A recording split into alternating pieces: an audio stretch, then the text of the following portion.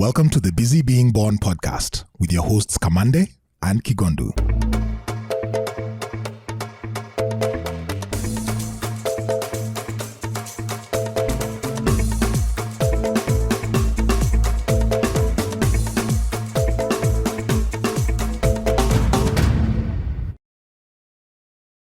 Hey.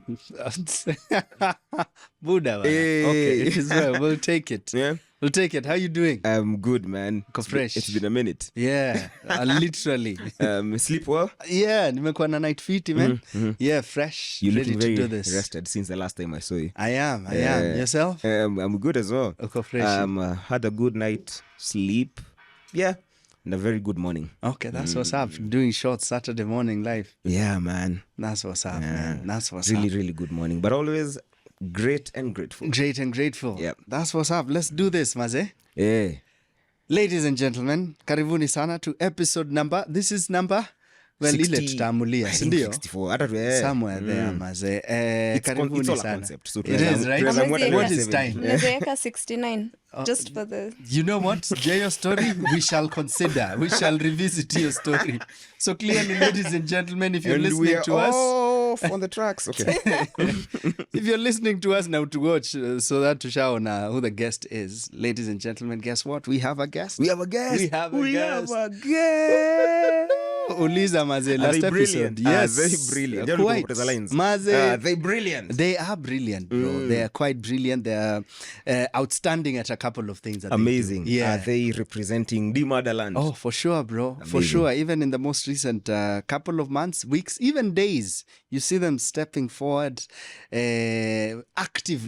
actively speaking up and actively stepping forward on behalf of not only the women, but also the wananchi of out here. So clearly Amazing. representing the motherland. And are they busy being born? Definitely, bro. They are consistently growing. In fact, kuna kitu amesema tu sahi niko hiyo. That's where we are starting. That's the key. Yes, they are definitely busy being born. Twende kazi, tell us more. Let us go into it, ladies and gentlemen. Our guest today is the one and only, well, wacha niseme jina yake kwanza, but this is the original queen of DIY, you know? She's a Kenyan creative, an interior designer, an all-round creative, content creator, writer, media personality, poet, amefanya photography, amefanya social media management, she's done radio, like she's done everything. Background yake is mass communication, but yes, you can tell that was just the beginnings of so much. As we know, the more we talk to her, the more we'll discover. If it involves masses, she's there. Hey, yo, bro, I like that. I really like that, Maze. So, ladies and gentlemen, we give you a human being who eats life with like a big spoon. She is colorful, not only personality-wise, but also her choices in her work. Yeah, me the first time nilimuona, I saw her holding a hammer. Nico, she's a chile for the hammer. Unajua, like, hey. I thought that was always flex. Yeah? Okay, bro, ni sawa basi. Tumalize intro. So she's now doing so much more. People have seen her as an activist. People have seen her on different platforms. She's now running creative spaces, creative platforms, online and offline. I could go on and on. Ladies and gentlemen, we give you the one and only Muthoni Gitau, aka Mso. Ni mso.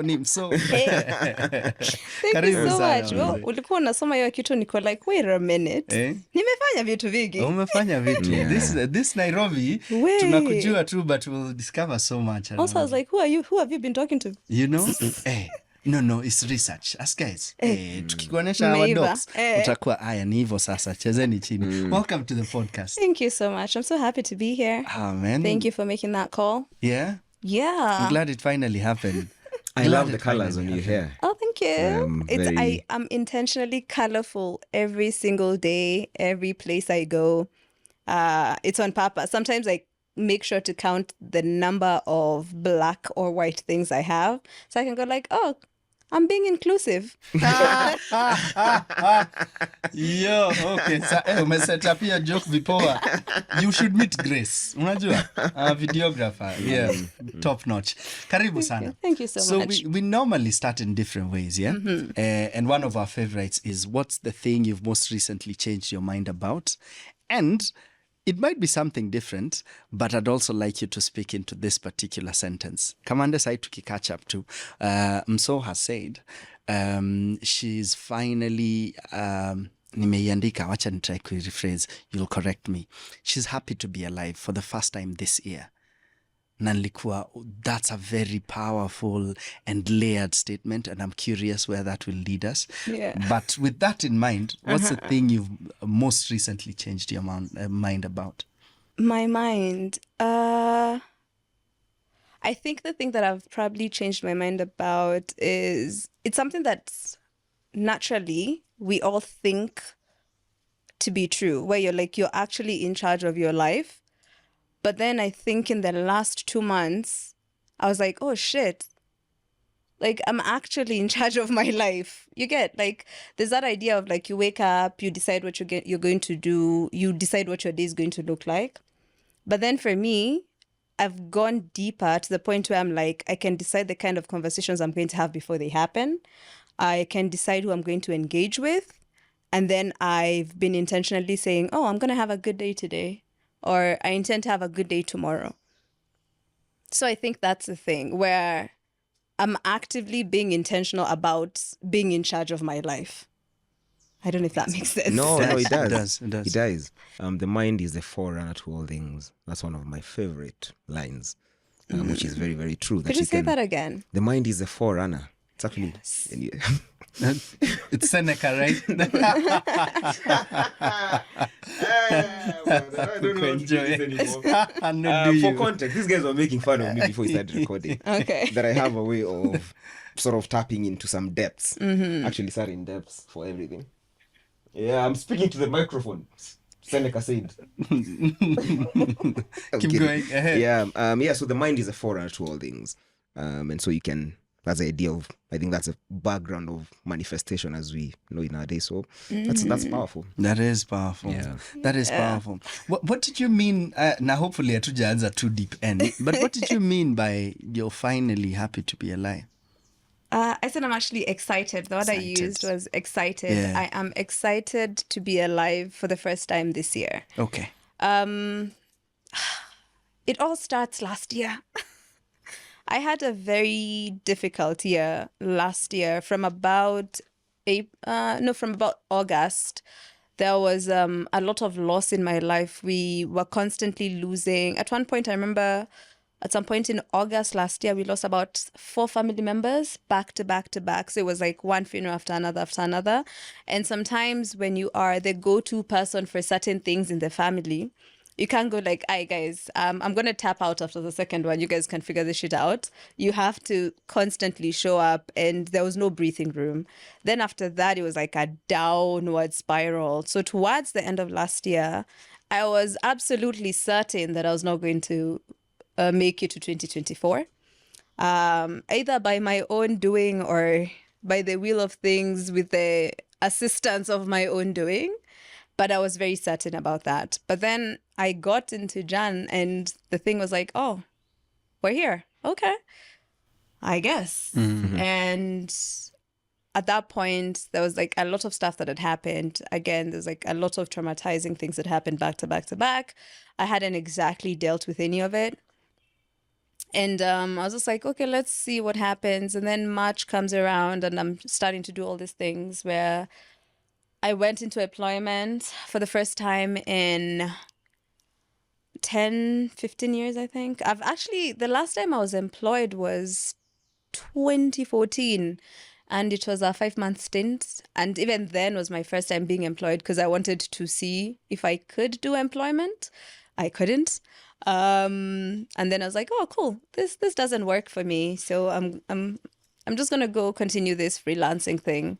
And I did that for 10 years straight. But for the first time in 10 years, I doubted that maybe working for myself was in the path. And I was like, okay, let's see. Maybe I need to rethink this whole employment thing.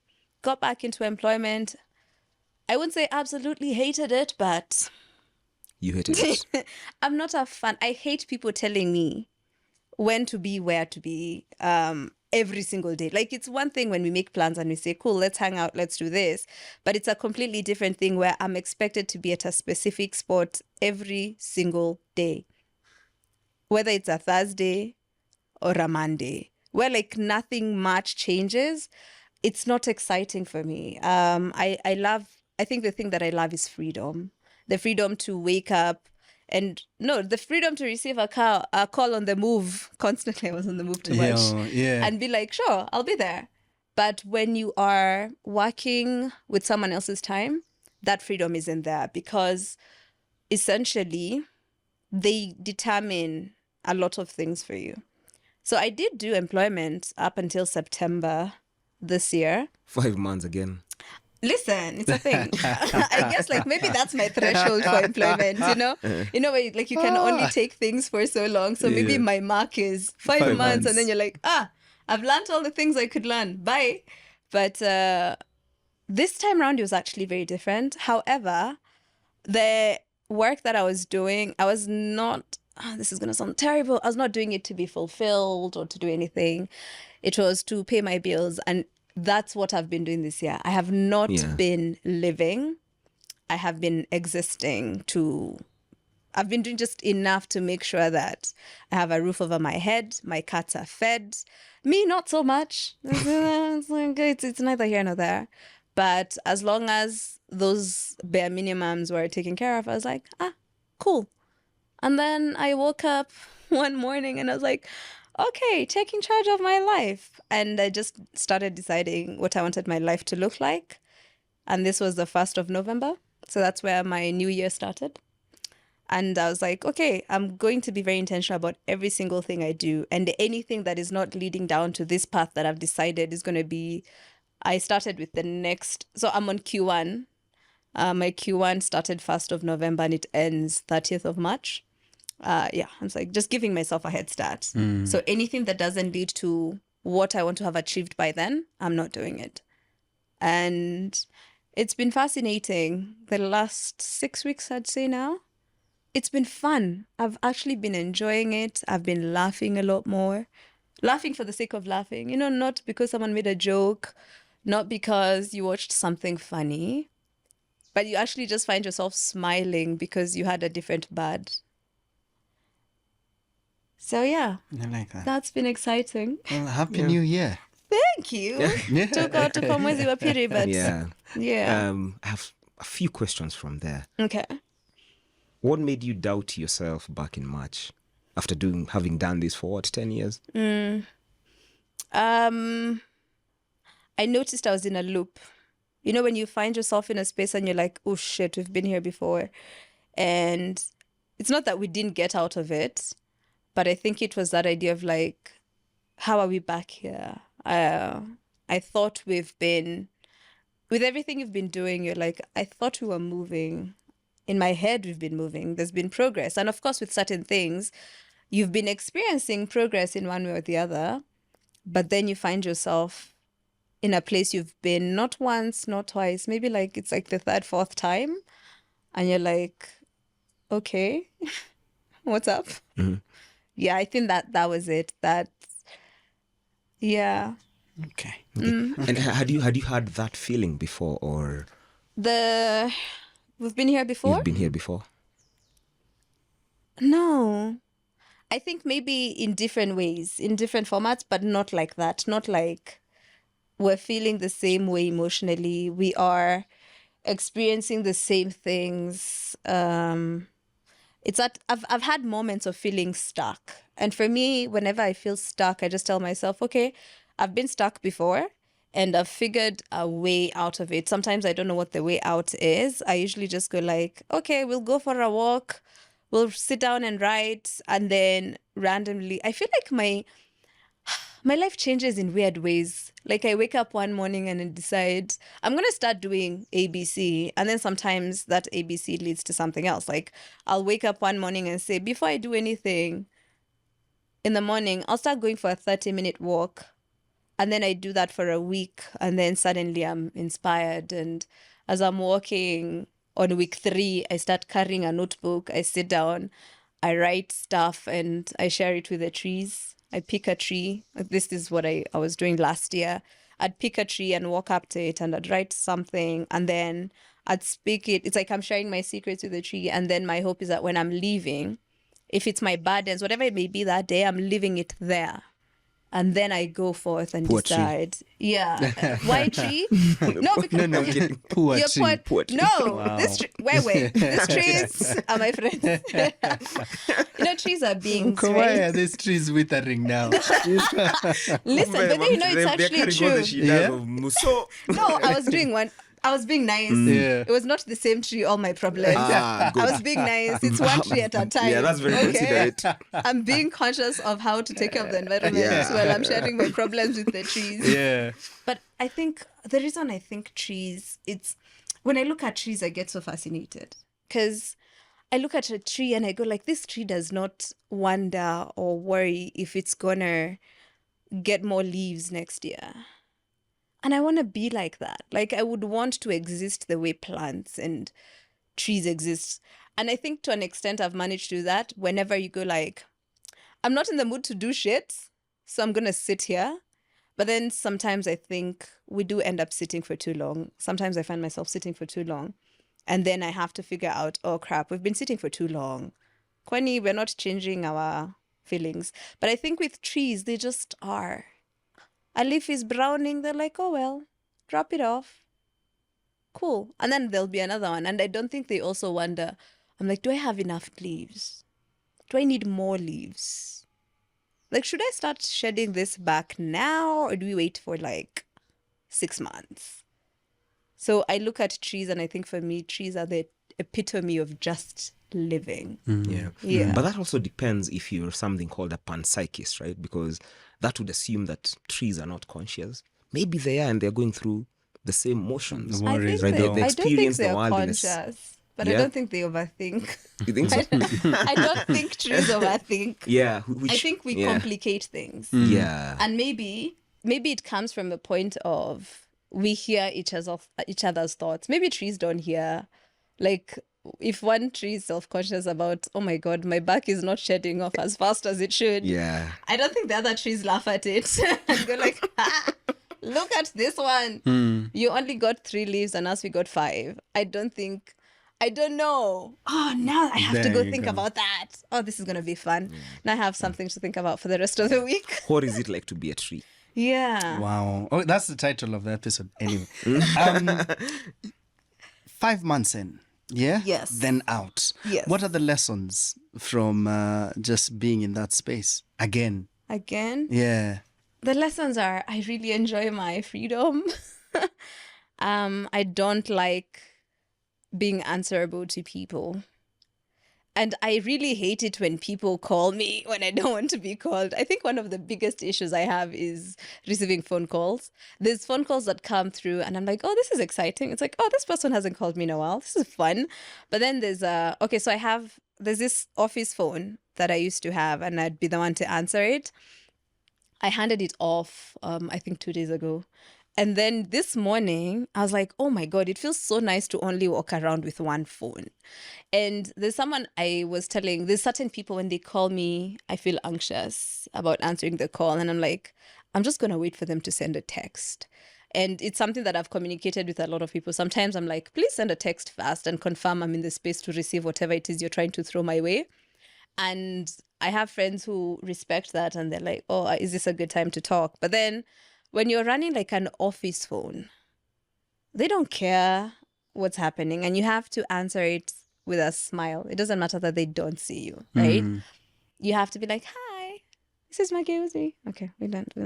Hi, this is, Muthoni, how can I help you? Or someone goes like, is this? And you're like, yes.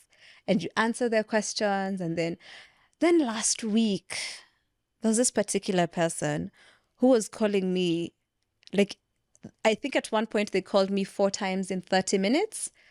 And I remember by the time I was answering the last time, I was like, if this woman calls me one more time, I don't know what I was going to do, but I was just like, ay. And it was annoying because it was one question and then they hung up. And then they call again and it's one question. Then I give them the answer. And I'm like, so you just collect all your questions and call me, even if it's a 30-minute Send me a call. questionnaire. And yeah, like... this whole, it's like ping, ping, ping. I laugh at the same time. I have my headphones on. I'm trying to listen to something. I'm in the zone. So you're taking me out of this space that I'm in, right? And I think that was one of the experiences. I was like, yeah, I'm not going to miss that. And there's another thing that I noticed that was, I love spending time by myself because I'm very focused. When I'm sitting down, I'm doing my thing. And for me, I'm very task focused. I usually plan my day with my hours. So I know from 9 to 11, I'll be editing. So I'm doing nothing else between that time. I'll even have my phone charging somewhere else and I won't care. So I focus on one task at a time. When you're working at an office that has a bunch of people, it's so hard because that's when someone has decided, oh, we should post something about this. But I was working on something else. And then there's this, people walk around with so much urgency. And I'm just like, and I'm someone who's always like, we can always do it later. I just need to plan for it. It will get done when it gets done. But not everyone is rushing you. We're in the middle of this story, you're told, guys, pick up the camera. We need to go film. We're going to record this. The doctors are striking. They've been found where, and there's tear gas. Please, can we go? And then there's no producer there. And then someone goes like, Muthoni will do it. And then now suddenly I'm not in charge of my time anymore. And I think that was the one thing where I really, really love being in charge of my time. And as I'm not saying people who are in offices, I don't know what works for other people. For me, I just know. I have this thing where every Sunday I sit down and I plan my calendar. So if you didn't enter my calendar when I was planning and nothing else is moving, you'll have to wait until next week. And that has helped me so much because I get so much out of my day versus when I'm being pulled and I'm just doing one small thing here, one small thing there.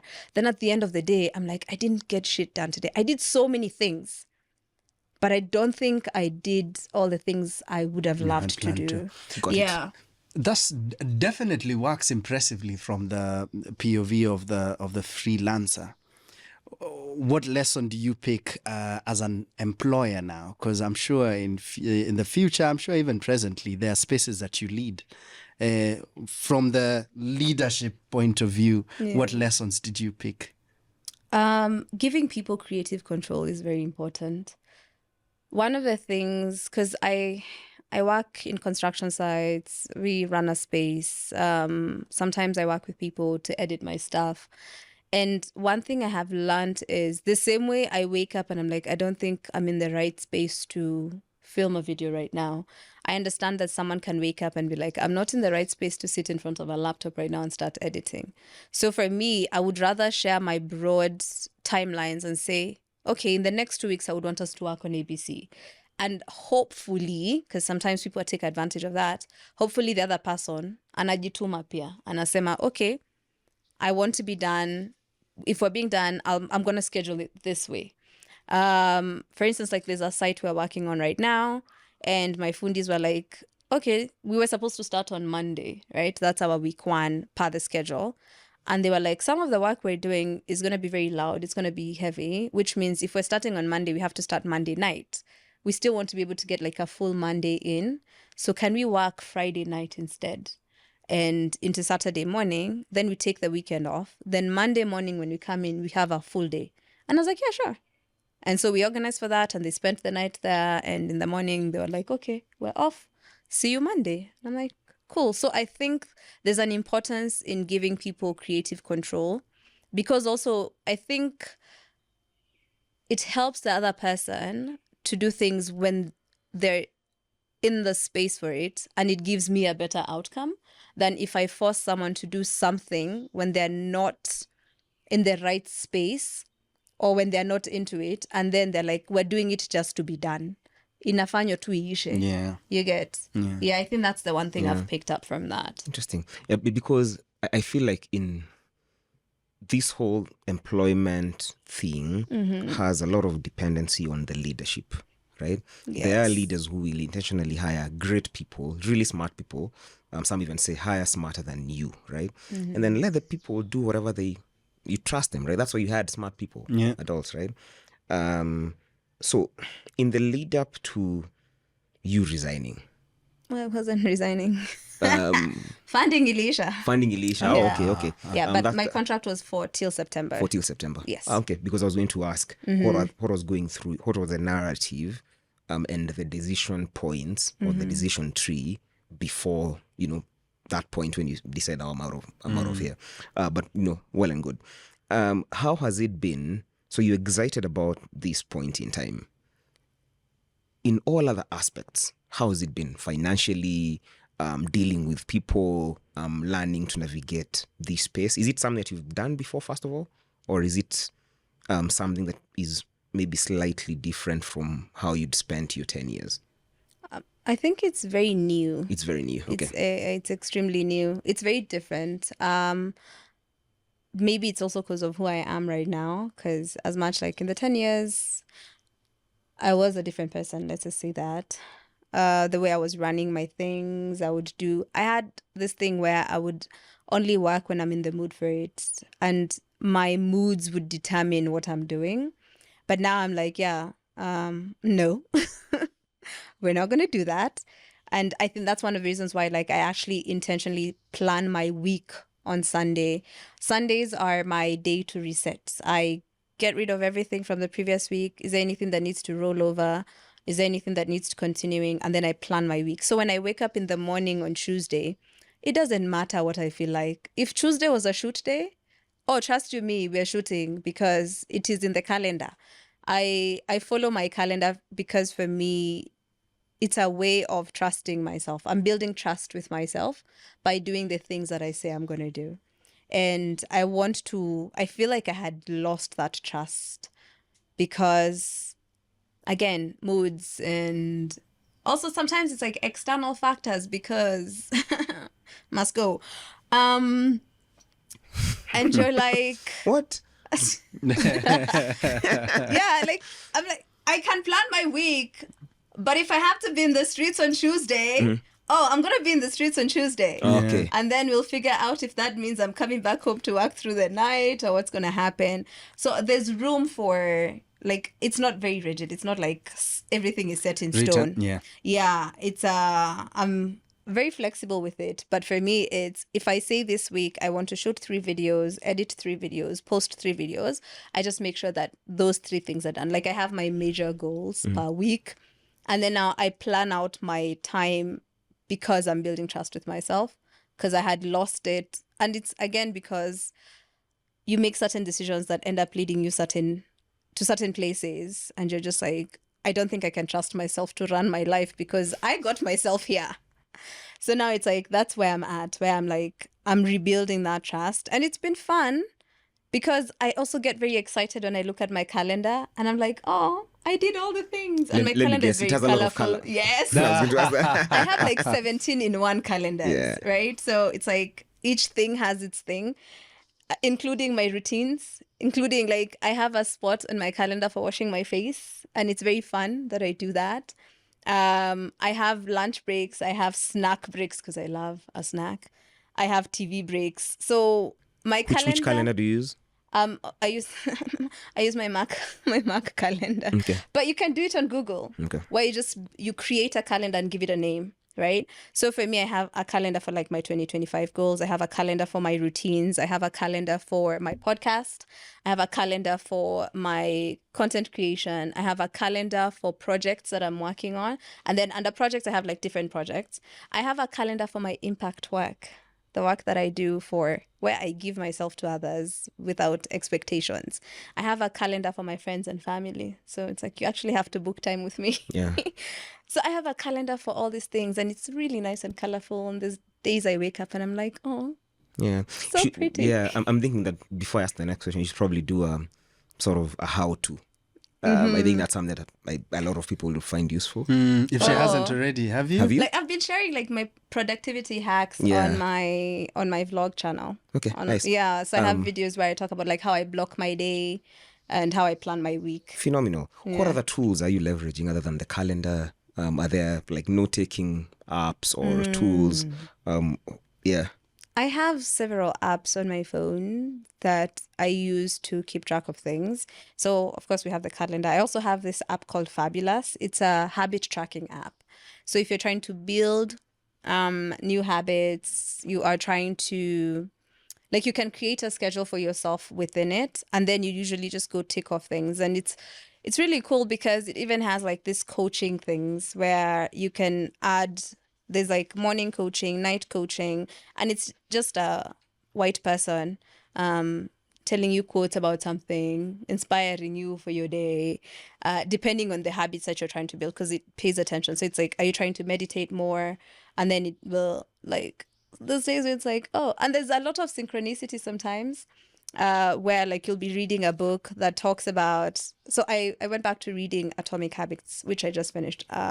James Clear, phenomenal book. Yes. So I was reading Atomic Habits. I am doing the artist way at the same time. And then I have Fabulous, where I'm doing this morning whatevers. And then there's times where like they're actually quoting the things that I'm reading. And it's so fun because you go like, oh, wait. This just and then in the book they're talking about like watch out for synchronicities. So yeah, Fabulous is a really, really cool app. I also use my reminder a lot. Anytime I need to be reminded of something, like when I was supposed to call him back, I just did. I use the Samsung. I'm not an iPhone person. So we have this, I know iPhone users have Siri. We have Bixby. So I can just like go like, Bixby, please remind me to call so-and-so at 3 p.m. Yeah. And so that helps me remember. And sometimes I'll schedule that for my breaks, because if I need to call someone back, but I'm in between doing things, I want to schedule it for when I have a break, so that I'm like, oh, and then it goes like ping, ping, ping. Yeah. Another thing I leverage alarms. I've set alarms for, okay, I started this last week. The basics. The alarm, I've set an alarm to remind me to be present. And I have 4 of them in the day. And literally, it has a prompt that says, who are you being? And I've set it to the point where when it rings, it just doesn't go like ping, ping, ping, ping. There's the voice that actually reads out. It's like, hi, who are you being? And then so they're different. So one is like, hey, just checking in. Who are you being? And I actually have to stop and ask myself who I'm being in that moment. Am I being a warrior? And not warrior for, yay, we'll go into battle. Turbulence. It's warrior for... My mind is racing right Guys, now that's because... a fire joke. Did you get it? You said, Yeah. real warrior. Like, I'm here. it's like you're showing your age, but yeah, like, you know. This guy lingers my jokes. Then he goes home to laugh at them. No, it's the timing, bro. It's phenomenal. No, but you know, a good joke is all about the moment, though. So Yeah. maybe Keep going. moment yako ndo imekata. But so like I intentionally do that. It doesn't have to be all this other whatever. Actually, by the way, if you think about it, I mostly just use the things that actually come on my phone that are available, because it's a calendar, reminder, alarms, and they remind me. How do you sync your Mac calendar to your Samsung? So assuming you're on the move, how do you know? So I have so I usually, in the morning when I wake up, I don't constantly check my calendar. So the day before, I write a to-do list on Google Keeps. Okay. And now That's another tool. Nice. Yes, that's another tool that I use. So I have a checklist for all the things that need to be done that day, because also sometimes there's certain things that pop up that weren't in the calendar but have to be done. For instance, I might be like, okay, I'm going to be on the move, but I also have to remember to pick up cat food. So I'm going to add that. It's not going to be on my other calendar. It's going to be on the Google Keeps. And then now that I go checking, and I can also I usually have, you can set a reminder in your Keeps if you want. You can actually add a reminder where it reminds you to do something. So for instance, like with the artist way, there's a certain, they have like basic principles and they ask you to read them every day. So because I don't want to pick up the book every single day, I've written them out on my Google Keeps, and then they have a reminder for every day at 9:05 a.m.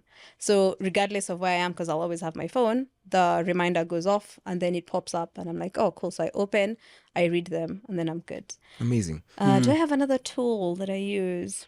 I think those are the ones. Sleep cycle. I keep track of my sleep. So sleep cycle, I've been using sleep cycle for 5 years, and it helps me. I can tell when I'm super anxious because it shows in my sleep. I can tell when I'm sleeping very well because it shows in my sleep. So I pay attention to that because I think everything starts with rest. Yeah. Got it. Are these all things that you've introduced in this second sort of foray into entrepreneurship, or were there parts, bits and pieces of this that you're doing in the 10 years, or all these like new changes entirely? Some of them are like a complete overhaul, but others, I think over time, you just start picking up on things and you realize, oh, when I plan my day, it's easier for me to get things done.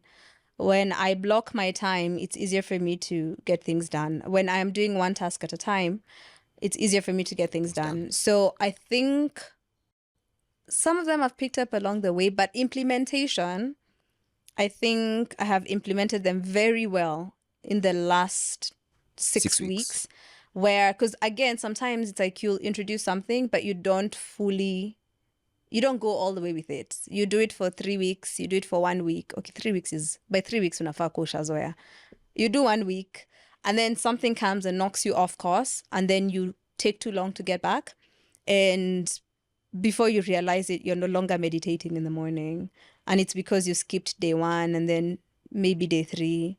And then you got busy because now suddenly I have to be on site by 7 a.m. and it takes 2 hours for me to get there. So, okay, we're going to skip the meditation. So the other thing I've learned to do is allowing myself to reduce my routines into bite-sized pieces to make sure that on days I don't have all the time. My morning routine is 3.5 hours long.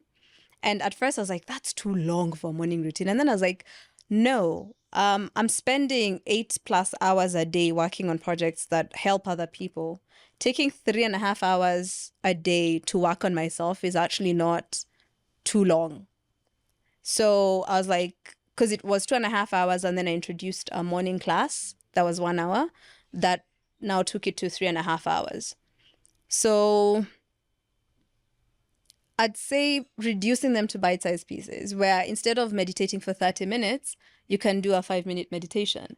Instead of, if you're journaling for 30 minutes a day, do it when you're on the move in the matatu and write it out on your notes app.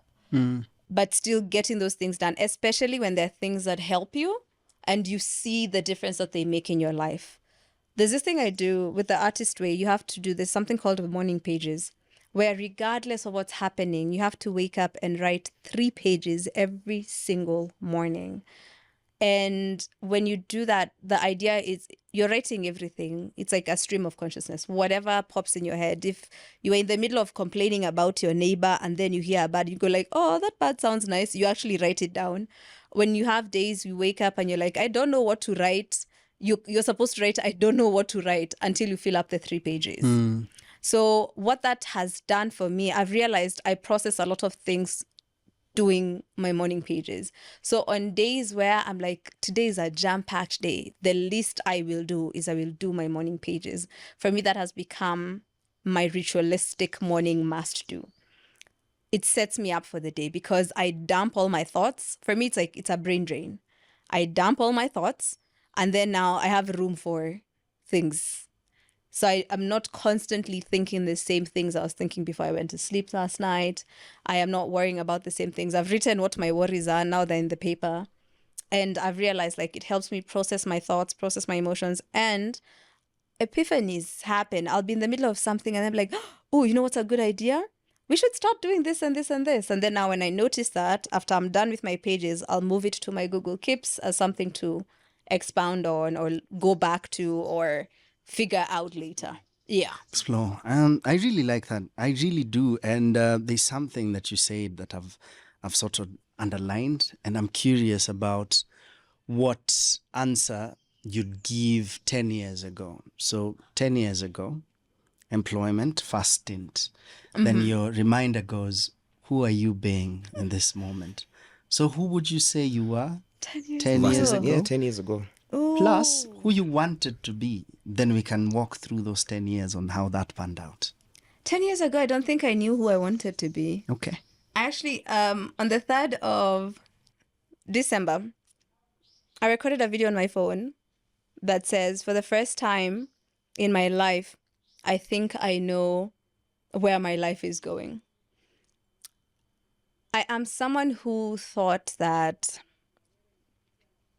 you have to only do one thing. You can only be doing one thing. And I think it's something that was ingrained as we were learning, as we were growing up. You know, when you'd find interest, it's like, Elsa, wewe, unashindanga papa uko huku uko kule. So you think, oh, it can only be one path. So for me, it was like whenever I'd find a new interest, it would automatically mean that I'm dropping off the other things because now this is the thing we're concentrating on. And so I used to jump from one thing to the next whenever I'd find something new, interesting, and I want to give it a try. I started off in theater as an actor. A lot of people don't know I actually used to perform on stage.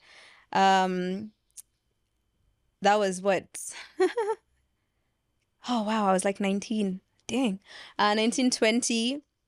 So that's like 15 years ago.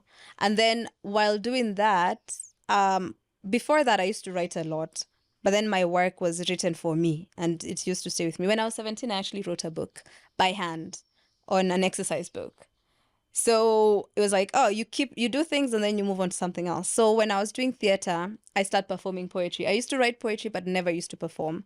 So when I started performing poetry, I stopped doing theater. But also there were other circumstances that led to me leaving theater as a whole after a traumatizing experience with someone I used to work with. So it was a way of, if we avoid the space, we avoid the person, right?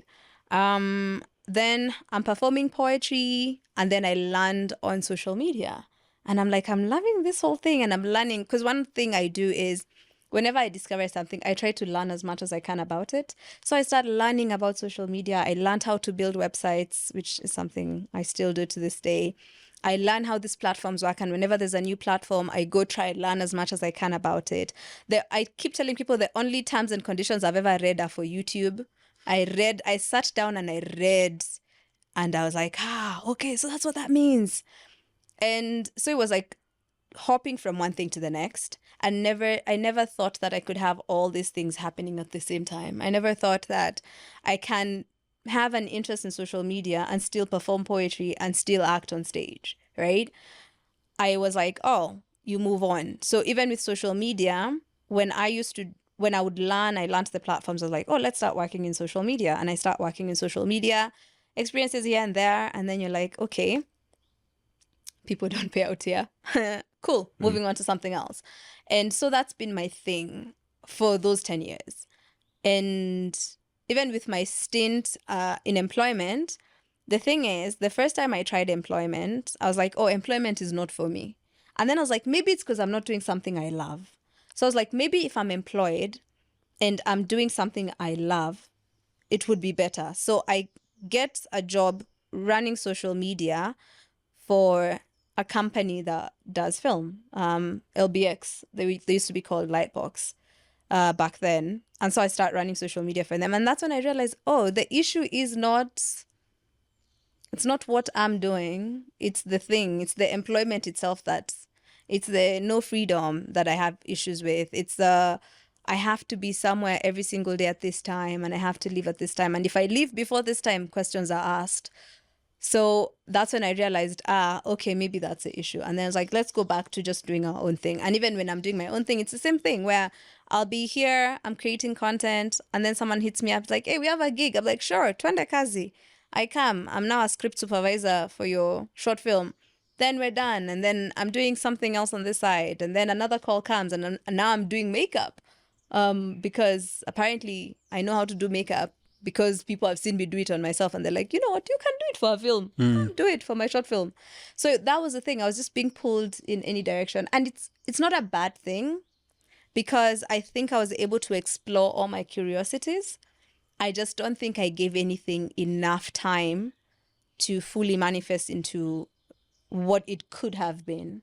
So that's why I feel like now when I'm like, I know what I want, and then I say it out loud. I'm like, okay, this is what I want to do. I want to create content full time. I want to be a podcaster full time. And I want to be someone who is in the reproductive health space. as an advocate. Those are the things that I want. And I put them out and I wrote them out and I have them on my laptop. So whenever I am confused about what's happening, I'm like, wait, does it align with the things we're working towards? So back then, I had no freaking idea what I wanted to do. For me, I was just like, hey, we're having a good time. Ay, bills kama zimelipwa. Good. Yeah. What's the highlight? What's one of those peak moments you'd pick from the last 10 years? You're like, you know what? I'm glad I stepped out of employment back then. Gosh. Do I have like one singular thing? It could be a couple. It could be a moment. It doesn't have to be the Where greatest. I'm glad. I think for me, it's just, I think it would be every day I wake up and I get to decide what my day is going to look like. Okay. For me, that it's a reminder. And I think even going back to employment this year, it reminded me why I really love that aspect of working for myself. Where like last week, or I think it was last week, I woke up and I just felt called to go for a walk. And it wasn't just being called to go for a walk. There was like a specific path in mind that I was going to go explore that I had never walked down that path before. And so I woke up that morning. My intention was to declutter the house. And then I was like, I think I'm going to go for like a 30-minute walk. And we're going to walk down that road. We see where it goes. And I go for the walk and I stumble upon this like tiny little man-made forest that's so cute, and there's a swamp and there's women doing stuff and I see people building their homes. And I saw there's this plants that usually grow in swampy areas, and I used to see those plants when I used to visit my great-grandmother when she was alive when I was like 10. I was very young, and there's, you know, in Kikuyu it's called a rorie, right? A swampy area. But then now that area, when we'd walk through the rorie, you'd see those two plants and they have like a purple flower. And I was like, wow, I've not seen this plant in like 20 plus years. And I was like, this is... So for me, those are the things that just fascinate me. I go like, wow. Like, isn't that amazing? Isn't that insane? Yeah. And as I was walking that particular day, the intention for me, I was looking for the abundance of the universe. I was looking for things that show abundance. And I was like, I wonder how many types of birds I can spot today. And as I was walking, birds would present themselves to me. You know, like whenever you're walking and you hear things, but you don't see them. But I was so intentional about seeing different types of birds that they would just pop up. And at one point, I remember as I was walking back, there were like 6 birds seated on the power lines. And I was like, wow, there's 6 freaking birds that are putting on a show for me right now. And I was just like, this is awesome, right? So that freedom, because if I'm going to an office, I'm not thinking, let me go walk down this path and see what's down there. That is the thing that I think working for myself has really given me, that I had not really considered it. Like, this is really, it's something I find very important, and I didn't know just how important it was to me. What about a path that you took that you were even surprised to find yourself on? Like, you know, one of those calls, would you do, and you find yourself on that quote unquote set and you're like, this is different? I think it's set design. Oh, yeah? Yeah. Actually, no. Interior design in general. So I've... No, construction in general. Like, Okay. It keeps becoming bigger. Yeah. And it's because of something my uncle said to me yesterday. So I said something where I was like, I'm shocked that I work in construction. And he goes like, I don't understand why you'd be shocked. This is inborn. And I was like, what? This is why my great-grandfathers were in construction. My grandfathers worked construction. Like, I have a grandfather who used to sell like construction materials. He built his entire empire on that. And they used to have businesses in construction. But I never looked at construction and thought construction, right? I never saw myself ever going down this path. If anything, when I was younger, for sure, I knew I would probably end up somewhere in media in some way. And it was because of the things that people used to say to me. I was a storyteller. People used to really compliment my voice a lot. And people would be like, oh, you should work in radio or something like that. So I was like, so media, cool. And even then I had a very one-dimensional view of what media was. It was like you're either in front of a TV or behind a microphone, and you're working for a station. That's media, right? So even when I went to school and I was doing mass comm, it was like, oh, to end up in media. But then now I realize, like, okay, cool, all that stuff still helped me because what I still do is mass communication. It's media. It's just a different form of media, because when we're doing this, no one thought that you'd be allowed to sit here with your microphone and talk and post it to the world, and someone in Norway would be listening to you and go like, oh, I really enjoyed that. We didn't think we had this much access to the world. And at that point, we did not actually have that much access. And we didn't know that the internet would give us this much access. So I think construction is the thing that's very removed, because I used to do crafty things, but I never thought I'd walk into a site and people would call me foreman. Yeah. You know? Do you know, that's surprising to me, because that's how I've known you. Like I said, the first time I saw her, alikuwa ameshika nyundo. So I'm like, that's the path she chose. Kumbe. That's the path I found myself taking, which is so interesting. Yeah. Look, it's genetic. Before we throw it back to Rorie and all the stories of growing up, I had 2 questions on back to your morning routine. I suppose it's as good a point as any. You mentioned meditation. Yes. So what kind of meditation are you doing? And then how has that helped you in this second round of the Odyssey? I think meditation has always been something I've been curious about, and I've done it in different ways. And it's because I used to think, okay, my idea of meditation at first was always you sit and you empty your mind. There's nothing happening there.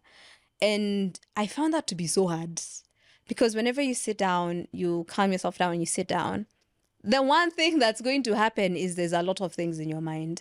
But then now when I learned that it's not about your mind being empty, it's just you being an observer of exactly what's happening in your mind, I realized we actually meditate a lot. We just don't realize we're doing it. When you're in a matatu and you're hearing that zzz and you're just there staring blankly, and there's thoughts just passing and they're just going, you're not paying attention to what they are, but like that's a meditative experience, stance, right? So this time round, I think, okay, meditation has been an in and out thing for me, and I use it for different things. Like I'll do breath work to just calm myself down. I use breath work anytime I feel anxious. Anytime I feel like I might be spiraling, I'll go like, okay, cool. I'll just start counting my breaths, and I have different ones.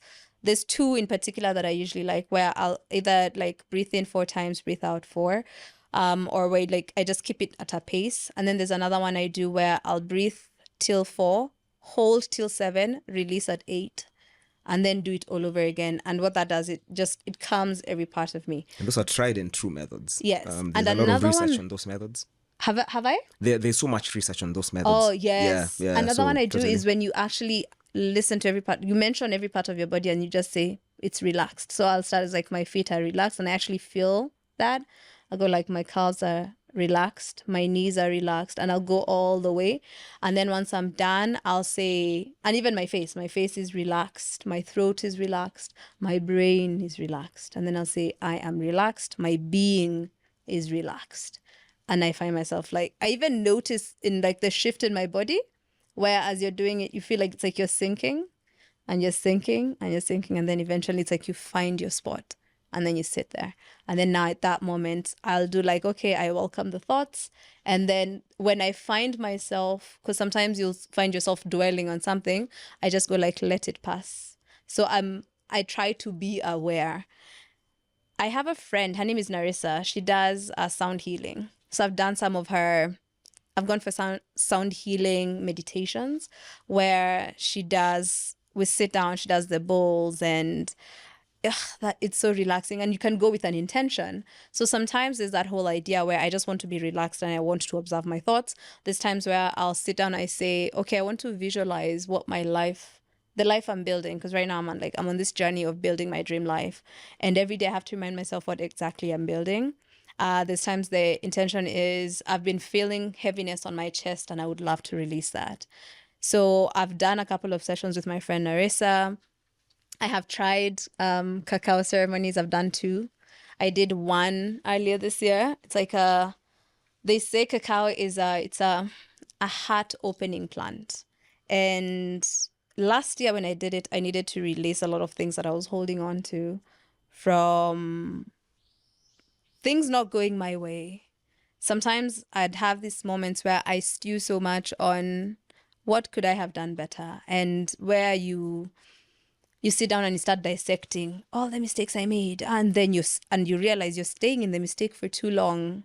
You're not looking at what are the solutions. Okay, what have I learned from this, and how can it help me tomorrow? You find yourself going back to the mistake and staying there. So last year I did one, and it helped me because it was a very releasing feeling. It's like I felt like a weight was lifted, and I allowed things to just go, and I was like, oh, this is nice. I would want to do this again. And the first time we did cacao and passion flower oil thing. I don't know the terms. And then this year in Jan, when I did it with rose, which is also, again, the idea is to be open. And for me, for sure, I had been closed off for a very long time to a lot of things, new possibilities, trying out stuff, a lot of things.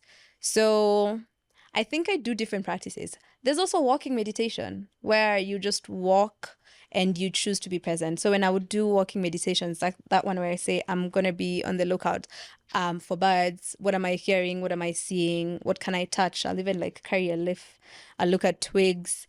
And the idea for me when it comes to meditation is just being present and seeing everything that's happening within your body and in your surroundings. So that's why I feel like it's actually something you can do everywhere at any time. And even I do it sometimes when I'm in a matatu and there's that hum. It's so comforting sometimes until you hit those 2 speed bumps and then it's like boom, boom, boom, boom. It's like but like I try sneak that in whenever I can. Amazing. Sound healing. I think you're gonna get the links to that. Yeah. And maybe we can put Check it in out the show Marisa. notes. Yeah. Yes. Yeah. Shout out to her. Start there. Throw it back. Yeah, throw it back. Let's go to colors. Yeah. Oof, yes. If we're to look at a 6-year-old you, Yeah. is she surrounded by color, or where is she? Is she happy? Is she present? Is she aware that she's unique in so many different ways? So all we're asking is, tell us a bit about the come up from back in the day. 6-year-old Muthoni. Sometimes I feel like whenever I do stuff now, I do it to make her happy. Okay. There's this photo in my mom's house, which actually I plan to go pick. She's refused to give it to me, but I think we can come to a compromise. You can take a photo of it. I realized, like, I actually have a printer in my house. You know? I can take a photo and print there, but I wanted the original. Okay. It's We me. can organize. I think I'm 6 at that point. Yeah, I'm actually 6. I am in this green uniform, green sweater, green. You remember the checkered green and white with the collar that's green? Yeah, that was uniform everywhere. Yes. Yeah. Yep. Kawangware Primary, but now that one is like not the primary school. I was in the kindergarten one, and we were taken to animal orphanage. And there's a lion behind me. Okay. And it's a really nice photo. Nilikuwa nimepakwa Vaseline, nimeng'aa. The skin is glowing. In Kikuyu, say komoto. You are been motored. Yes, that. Yeah. Nilikuwa Smeared. niara. Basically, it's smeared. Yes. Yeah. And I'm just there, and it's a photo of me, and there's a lion behind me. And I think about that girl a lot. And I realized the other day, like, everything I'm trying to do and achieve, it's for her. Like, I want to take her places. I want her to explore the world. And there's a time, when you asked, what's your why? And for a lot of people, it's like, I have kids and I want my kids to have this. I'm not taking my cats anywhere. So for me, I realized she's my why. That girl seated there with a lion and a malio, with a lion behind her. And she's just like smiling, and there's no problem in the world. She's just happy to be there. One, I would want to get back to that state of just being happy to be here. I'm just happy, which I think, hey. You're back. Yeah. Hey. I'm just happy to be here. And then I'm happy to take on the experiences that come with being here. So that Kabeb, I'm so happy for her now. Yeah. Yeah, I think when I did the ceremony this year, she needed a hug. We were doing this, like that whole heart opening thing. The journey I took led me to a 6-7-year-old Muthoni who just needed a hug. And we hugged it out and cried, and it was a beautiful moment of release. So she was a bright student, very talkative. It's the one thing that I feel has been very consistent in my life. That thing I was telling you, it's like, I just don't shut up. My mom used to call me Kameme because stima zikipotea tu hivi. Stories for days. Yeah. That's why, and then now I was so curious about things and I'd ask questions. I remember there's a time when I'd ask my mom, it's like, mbona si hatuna stima na gari ziko na stima? Right? Because it's at night and it's like, hey, inatoka wapi? So mbona si hatuna battery? And it was... So I was always curious. I was always asking questions. And I think I've remained that curious because I wake up at 31 and think, oh, could I renovate a house that has been abandoned for 20 plus years? I guess. And then I pack up my shit and move. That's insane. But I still did it. I think I've retained the curiosity of 6-year-old Muthoni. Okay. She was being called Sarah back then. Interesting. Yeah. Well, that's a huge shift. Does she tell us a bit about her parents, the schools she goes to, her siblings, Oh, her primary school experience? Primary school. So, Sarah... It's always funny because whenever someone calls out Sarah, I never assume someone's talking to me. Like, you can call me, nitakuwa nimekuangalia hapo hata mimi nakusaidia kutafuta Sarah. It's the same thing. Unless it's my wife who's angry at me, then she uses that name. And then I know things are really bad. Oof. So for me, it's like, I think I've morphed in terms of the way I've used my name over time. I'll share that as I tell you the story. So she's Sarah Muthoni, right? At this point, primary school, Kawangware Primary. I was born in Kawangware. Okay, I was born in Pumwani. My mom says it was at night. But also now I'm starting to doubt her. Because when I was doing my astrology charts, I called this woman.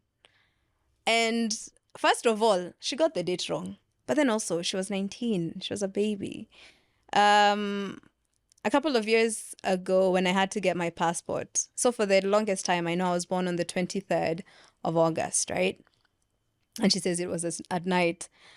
And then I go, so unajua, your parents keep your important documents. Not your parents, your mother. Specifically. So I asked for my birth certificate because I want to go apply. And then nimeenda with all my documents. And then the lady at the counter goes like, excuse me, everything says 23rd, but your birth certificate says 22nd. And I was like, what? She's like, yeah, we can't process this. So I had to go to Upper Hill. I go to Upper Hill and I'm talking to this lady at the counter and I'm like, excuse me. So I think the date on my birth certificate is wrong. She says, okay, ati nionyeshe Pumwani nini nini. I was given this huge book. And then she just flips the pages. Pa! And then we go. And there it is. 22nd. Sarah Muthoni. What time? I didn't check the time. I didn't know I needed to know the time. At this point, we're focusing on the date. Ningejua nita need for my astrology chart. Ningeangalia paka time, to be specific, nijue. But it says 22nd. And then she goes like, oh, so the thing is, there's other people who were born after you. A couple, I think it was like 3 or 4 other people. And you see they were all here. So haiwezi kuwa 23rd. Na imeandikwa na the handwriting of a doctor and everything. So first of all, that's the day I discovered that that's actually how they keep our records, which is very disturbing. Digitized, thanks. I've literally been in there, seen the same book, done the whole, but keep going. What were you looking for? Wrong date. No, the existence of it. Oh, wow. Yeah, but keep going. So now that's how I discover. And then I was just like, so the thing is, all my documents say 23rd. This is the one that says 22nd. And this is Kenya. So can it say 23rd? It says 23rd now. Thanks. Don't ask questions. So that's how I discovered that. So my mom was 19 when she gave birth to me, which is something that as an adult now, I struggle with a lot because I'm imagining a 19-year-old having a child. Mimi, I'm a child sizey. I'm 34. I'm a child. Mimi is someone, if someone told me right now, with everything I know in this world, Muthoni, you're going to be a mother. The way you would collect me somewhere and take me to Mathare very fast. So I'm imagining like her state of mind. She was new in Nairobi. And then there was also a lot of drama there in terms of like when I was born, because I am named after my mother's mother, which is not usually what happens as a firstborn daughter in a Kikuyu household, because drama. Tutaongea siku ingine. Hiyo siku ni leo. No, it's just family drama. You know, those ones. We're actually both named after our mothers. Yeah. Commander and I. Yeah. So it was those ones for like the father is like, questions, agado. And then my mom says, hey, my child is not going to be nameless. Kwani sijatoka mahali, niko na kwetu. So by the time they're like, okay, I've come to my senses. Mtoto ako na jina, thanks. So there was that drama, which according to my therapist led me down a road of rejection. Okay, we're unpacking that with a therapist. But so yeah, born in Kawangware. So I grew up in Kawangware. I go to Kawangware Primary School. I was a very bright student. Mi nilikuwanga wale wa kuitwa pale kwa parades because you're always top 3. I remember my nemesis, Cyrus, na yake ilikuwa ile ya CRY na Edwards. And then there was Alex. Alex alikuwa anakujanga number 4. Sometimes anaweza ruka akue top 3, but it was always the 3 of us. I was always the top girl in my class. I don't know where that came from, but I do know academically I was gifted. And Kibaki introduces free primary school education when I am supposed to go to class 7. My mom decides, upgrade her. You know, that Beyonce song, let me upgrade ya. Nikapelekwa Lavington, culture shock. Lavington at that time was a school for watoto wa ministers. Like it was a public school, but it's like, haikukuwa public. Unaonanga public school yenye ni private. Mm-hmm. That was Lavington Primary. So I'm taken there, and first of all, kitu ya kwanza ni watu hawatembeangi wakikuja shule. I'm like, what do you mean? Okay. Watu wanaletango na ma-school bus. Kuna wakutembea but si wengi. Na hata wakutembea ni tuende tupande matatu, and then tulikuwa nalipanga 5 bob. It was so fun. But then there was like, that actually affected me academically because there was such a huge shift. So I don't know if it was also maybe the standards of the school were a lot higher. But then I remember the first exam I do, and for the first time, double digits, I was number 14 in a class of 28 students. And I was like, yo. At least you're in the top half. Hi. Top half wapi, mimi mezoea kuwa top 3. The one time nilikuwa number 4, I had missed school for a whole month because I was sick. And that pissed me off. Number 14. My mother never saw that report form. In that school, you had to take your report form home to be signed. They don't know my mother's signature. So maybe if I wanted to start a career in being a forger, it should have started there. But this is Kenya. So I never took my report from home. I was actually ashamed. And I was like, wow, like this is bad. And I think it's because I had attached a certain value to being top 3. It was like, it gave me value. It made me worthy. It was the one thing everyone would talk about. Oh, nakwanga top 3. Nilikuwa naitwa kwa assembly. I mean, the whole school knew me. What do you mean number 14? Number 14. Hiyo kitu ni nyuma. So, Lavington for 2 years, I didn't make a lot of friends there. I have this thing where whenever I'm in a new space, the first thing I do is I observe a lot and then learn people first, then decide how to interact with them. So it takes a while for people to know me because it starts off with, oh, nilikuwa nafikiriangu nakuanga umenyamaza. Until unajua mimi ni tarumbeta. Because I'm always like, okay, how do people run things here? It's the same thing I said. I do research first before I do anything. So after that, the last year of my primary school, I get sick. And I've done my exams. It's just before going to high school. I got sick. And it was a very weird thing because I woke up one morning and my legs weren't working. My limbs Like I couldn't move my hands, couldn't move my feet. It had started off with a headache that had lasted for 2 weeks. And also being a child in an African home, hizi vitu watu nasota. Unaumwa na kichwa, unaenda unakunywa panado, unasonga. So it had been 2 weeks of this persistent one-sided headache. And I hadn't told my mom that I've had a headache for 2 weeks. She had me talk about needing medicine or taking painkillers.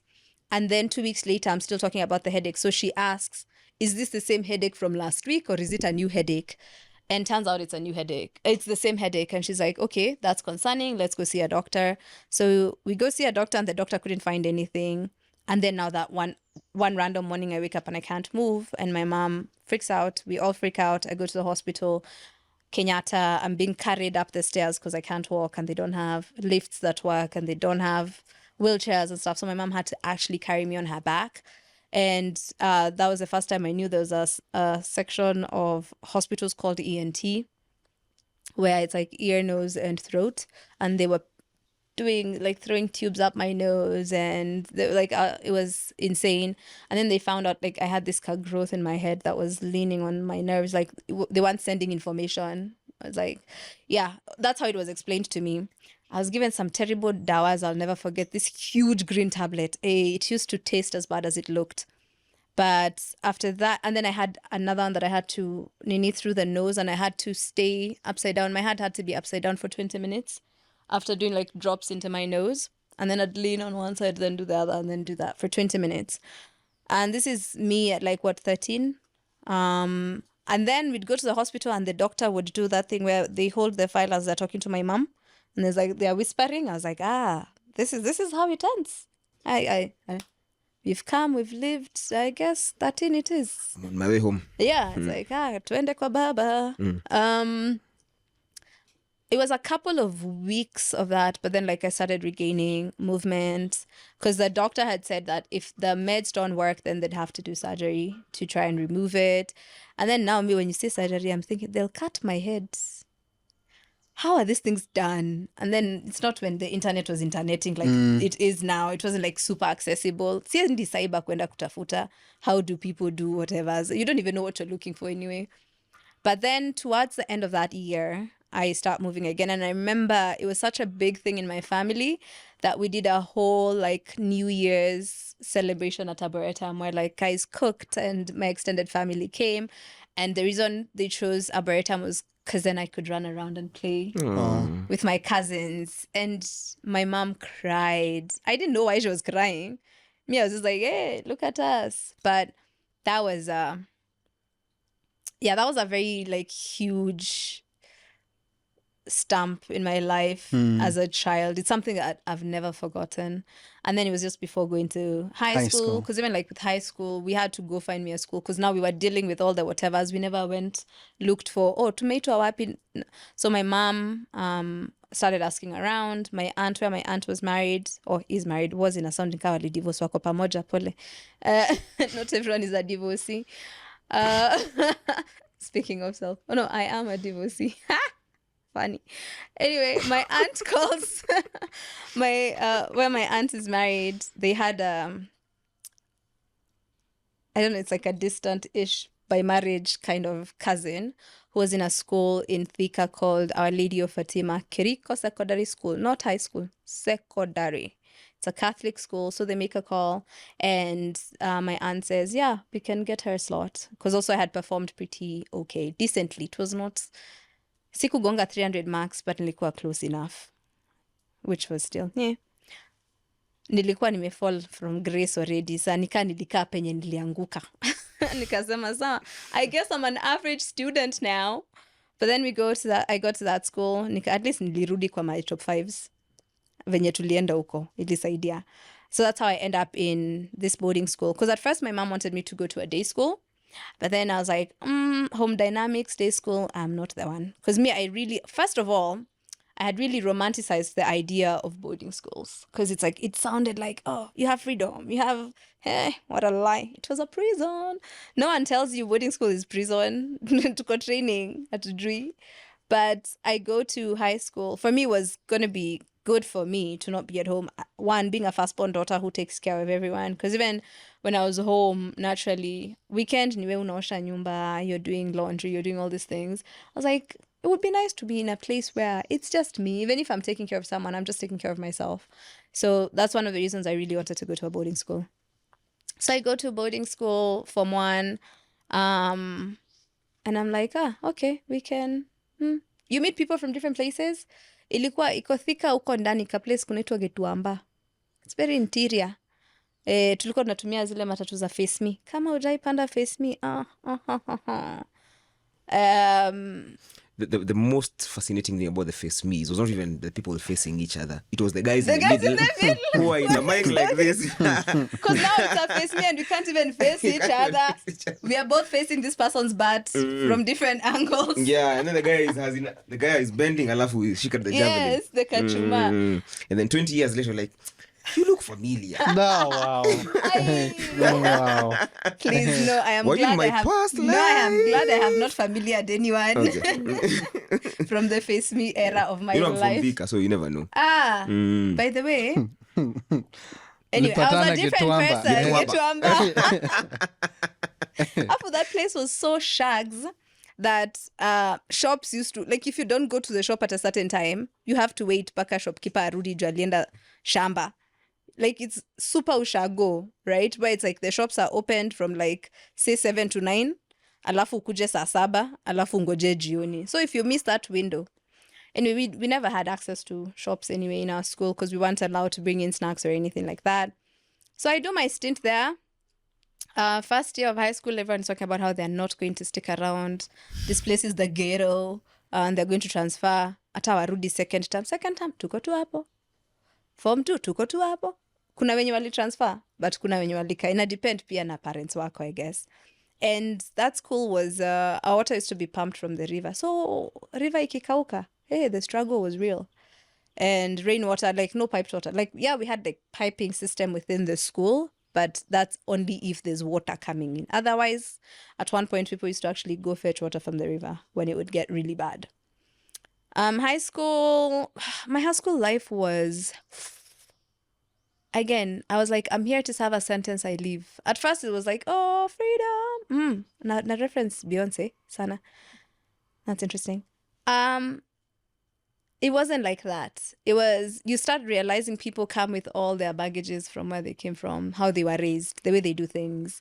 And then you guys are lumped in together. And we had like our dorms, at least we had 2 dorms that had like the cubicles, and then we had one that's just like the keyhole. I was lucky enough to end up in one that had like the cubicles. So, and then nilikuanga kwa special. Nilikuwa nakula cabbage.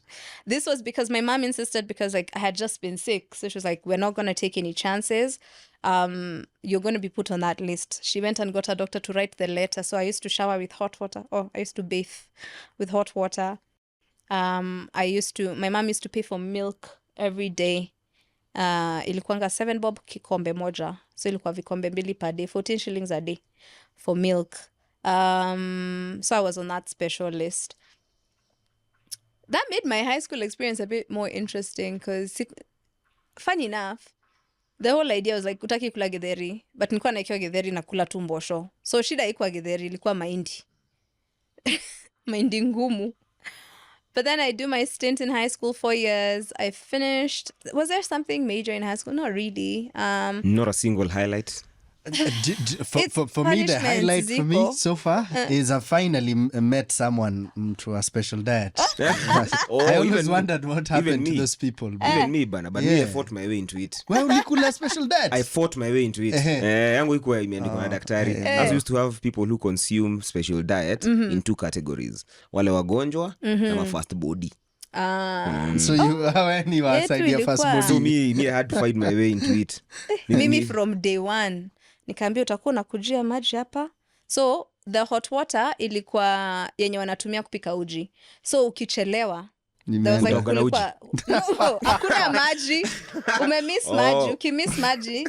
So what they would do, walikuwa wanaitoa yes, but wanaiweka kwa drum. So itaanza kupoa. So me, I used to wake up at like 3:30 a.m. 4, naendea maji yangu, naoga, naenda class. morning preps za before watu ya kuja class yo, because we used to have preps from like 6:30 in the morning. Mi nilikuwa nasoma, that was my time to just read novels and fiction, and that was my time for it was like me time, I guess, which very similar to what I'm doing now, Project Me, which is I wake up at 5:30 and spend 3.5 hours just doing stuff for myself. And then mi ndo nilikuwa ule msa kuamsha wase, kwa sababu I have this thing where if I can train my body to wake up, as long as I do it for 3 days consecutively, after that it becomes ingrained, and that's the time we wake up. So I usually don't need an alarm. So nilikuwa naambiwa kesho uniamshe 4, like sawa, mi uniamshe 5. So I used to be that person for waking guys up. And highlight for high school, the only thing I remember from high school was these 2 girls who broke into my desk. I used to keep it wasn't a journal per se. I used to write my thoughts. I never used to trust people with like just talking to people and stuff like that, because I'm like, I don't know these people. And so it's Form 2 going on to Form 3. I used to keep this a diary, and then they read it and they didn't like stuff. Because you see, when they featured in? Yes, everyone was featured. Like I was writing a show, man. I was like, hey, so apparently so and so and so and so are fighting because ABC, right? So it was like when information would come my way, instead of sharing it with other people, I'd put it down in the book. I'd be like, hey, and add your trauma. commentary. Like, hey, ni kama kuna chacha da da da. So I don't even remember what was written about them, but they were prefects. So they go report me to the deputy principal. Nikapewa punishment ya kudondoa mahindi. Nikaambiwa I have to dondoa a whole gunia. To make matters worse, ilikuwa time ya KCSE. Alafu place nilikuwa situated is right next to the hall where the exams were happening. So kuna ile trick ya kugonga na mbao. Unaziweka kwa gunia, unachapa na mbao, alafu I couldn't do that. Alafu mtu audacity at you have one day. I'm like, okay, we'll see. I was there a whole week. Na sikumaliza gunia. But then I did almost 3/4. Those people owe me money for that free labor. And it was at the end of that, I was expected to now go do all the work that was done during the day. And then I have to go to her office in the morning to show that I did all the work that was done in class.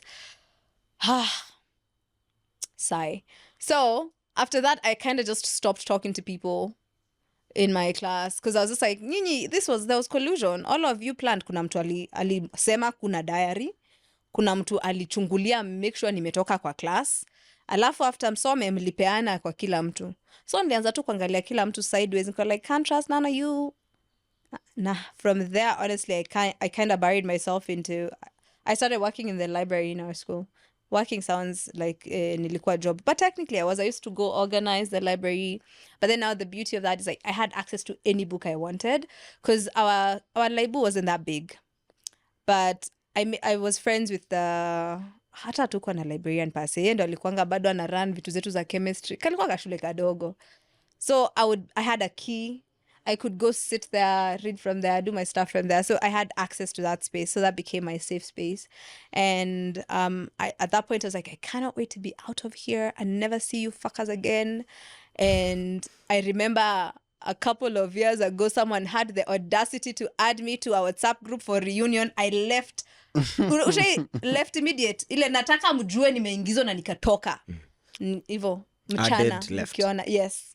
Yeah, na niko like any number, nika block kwa msemo na ni add ka nani nonsense. Because like I don't want to see you people. I don't want to bump into you anywhere. And when I bump into people sometimes I'm like, oh cool, I'll just be like, they have to remind me who they are. Ushaenda mahali ukatoka ukasahau ili happen. Yeah, that was me. I was just like, yeah, it's like it never happened. Any extracurricular activities, drama, music festivals? Oh yeah, oh yes. YCA. YCA. Oh, kulikuwa na YCA ni gani? YCA. The Catholic one. The young Christian something. Shit. Yeah, I was YCS, in a Catholic school. YCS, yeah. YCS. Yetu sasa yote ilikuwa YCS. But sasa ilikuwa inaitwa CU. CU ama CA? Sijui hiyo. Silikuwa Christian Union. Yeah. CU. Christian Union. But it's all Catholic. So the school was a Catholic school. There you go. So the assumption was everyone in the school is a Christian. Because our school only had like 2 Muslim students. So ilikuwa sisi wote so tulikuwa tunaenda the one thing I learned was Catholics mnasimamanga kwa kanisa. Kusimama na kunil. My first mass. Which my great grandfather was a Catholic. My dad is a Catholic in quotes. He's a Catholic because his mother is a Catholic. But my father does not go to church. Apparently, alianza juzi. My mama aliniambia and I was very shocked. It's still something I'm like, ati anaenda paka jioni. Niko like, Mr. Gitau is going to church. Interesting. Yeah, alisemanga kanisa yake ni ya roho, ni yeye na Mungu, na anaonanga kwa TV. So growing up, that was his interaction with the church. So we used to go, masi ya kwanza nile, wanaimba, mnasimama, mnafikiria mnaketi, no, people are kneeling down. Alafu because we're students and we're in uniform, it's like there was this scrutiny. Mnaangaliwa, mnaobserviwa. So it's like you have to do the things. Okay, we're kneeling, now we're kneeling. You get up, you're thinking, sasa tunaketi. No, we're standing. But I was like, at what point do we sit down? During announcements. Yes. Kwa sababu sadaka mmesimama. Alafu kulikuwa, because it's ushago. Sadaka is not always monetary. So they'd bring the mtu amekuja na mgomba wa ndizi, watu wamekuja na kuku. It was fascinating because I'd never seen that before. I'm like, hayo. Alafu sa they used to make sure that every term, as a school, we'd also lead service. I think it was at least twice, because when we'd do it, we'd contribute a lot more, which would help like the fathers and stuff. Like we'd do proper shopping for them. So mmekuja na shopping, mnaimba nini, mnasoma nini. So ilikuanga each nini, each stream. Is it streams? Zilikuwa? Form 1, Form 2. Mnachagua like either it's a Form 1s ndo wana lead, and then next time it's Form 2s, Form 3s zivo, paka Form 4. I'm so glad I never... one time I read scripture, but that was it. But me, I read in English because then they'd have someone who can read in Kikuyu. But the services were in Kyuk. No. Yes. Hakukwanga na English service uko. Hata Kiswahili hakukwa. Ni ushago. The assumption is everyone here understands Kikuyu. If you don't, tukusaidieje? Yeah.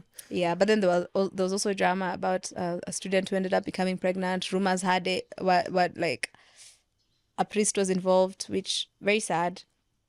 Kulikuwa na rumors nyingi yo shule. Kuna mpaka kulikuwa na rumor ya the MP of the area. I will not mention their name, but it's a light-skinned nigger who once ran for president. Kulikuwa na rumors kumhusu in our school, but yes, sijasema rumor ilikuwa nini. Tafadhali, thank you very much. I don't know who that is. Even no me, I don't actually. No idea what you're talking about. Hata mimi sijui. But I think that was the one thing that I remember from that time. Yeah, but everything else, like, but in drama, I did drama and music first. But now for me, I used to write the poems that would be performed. I remember I wrote a ngonjera that was performed by ilikuwa drama first ndo ilikuwa na ngonjera. Music ilikuwa na ngonjera. Iyo. I also wrote a play. The play that we did when I was in Form 3 and Form 4, I'm the one who wrote those. And then my English teacher took a liking to me, so it was really nice. People hated that shit because she was one of those teachers who didn't like any students. So the fact that she liked me pissed a lot of people off. And to an extent, I remember this one time ananiambia, it was a Friday evening. Kanambia, today you can miss preps. Kuja kwangu nisaidie kubomoa nywele. Yo. Oh, wow. Hiyo siku, Friday jioni watu walikuwa nakulanga kidheri. Sasa simi nikule cabbage na waru. Nilienda kula rice imekaangwa na nyama na... It was nice. And then people read your diary. They are piling. Yes. That's when you just giving them more reasons. It all began. Yeah. So clearly you're in your head a lot, you're in your words a lot, and you're observing a lot. Yeah, this is a high school experience. Was Campo any different? Campo, yeah. Ama hiyo ni get in, get out. Campo ilikuwa get in, get out kwa sababu half the time nilikuwa na spend rehearsals. I used to miss classes to go for theater rehearsals. Because when I started doing theater was when I was in campus. I went for my first audition and I got picked for a lead role. And I was like, hey! Alafu kuna watu wali catch feelings. Kwa sababu sasa, them they weren't picked for anything. But then tulikuwa class pamoja. So ikaanza kwa zile za ati, no, you know... now you're jeopardizing your school staff. Da, da, da. Me in my head niko like, nilikujanga campus kwa sababu niliambia it's the only way to get work. So if I'm getting work, mimi sioni shida iko wapi. See, that was the aim. But I ended up dropping out. Okay, nilimaliza shule. Siku graduate.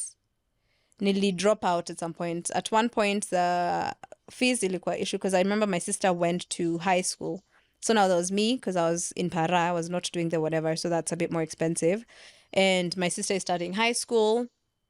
And then in terms of like cash, you're like, okay, we don't have that much money. I love for you, you're doing theater, but you're doing it for vibes because where's the money, right? Mlikuwa mnamaliza show, ukipiga hesabu ulitumia pesa nyingi kwenda rehearsals kuliko pesa umeenda nayo nyumbani. But uko like, but guys, we had fun. We had a great time. I don't know what people clapped, the people who came, and got a standing ovation. Yeah. And it was nice. And people said, good job. I'm like, me, I don't know what else you want. So ilikuwa ukipewa hiyo punch unaenda unanunua sukari. Ndio mama asifikirie, huku mnaendanga. Hata hakuna kitu mnatokanga nayo. So unakuja na 2 kgs of sugar. I'm like, hey, look at my hard work. But in campus, I met a bunch of really interesting people. I can't say I made friends per se in Campo. Because, okay, so I was a JQuat student, but we used to use ZTech facilities. It was when JQuat was trying to open a CBD campus. So they partnered with ZTech College where they'd use their facilities, but then they'd send their own professors, blah, blahs, teachers, lecturers. So we used to use their facilities because they also used to have like a mass communication, media type thing going. And there, not a highlight. There was a scary thing that happened. I met someone there, but it was after I had dropped out that it happened. It happened to be someone who was dealing in wash. And I kind of found myself roped into a wash deal that I didn't know was happening.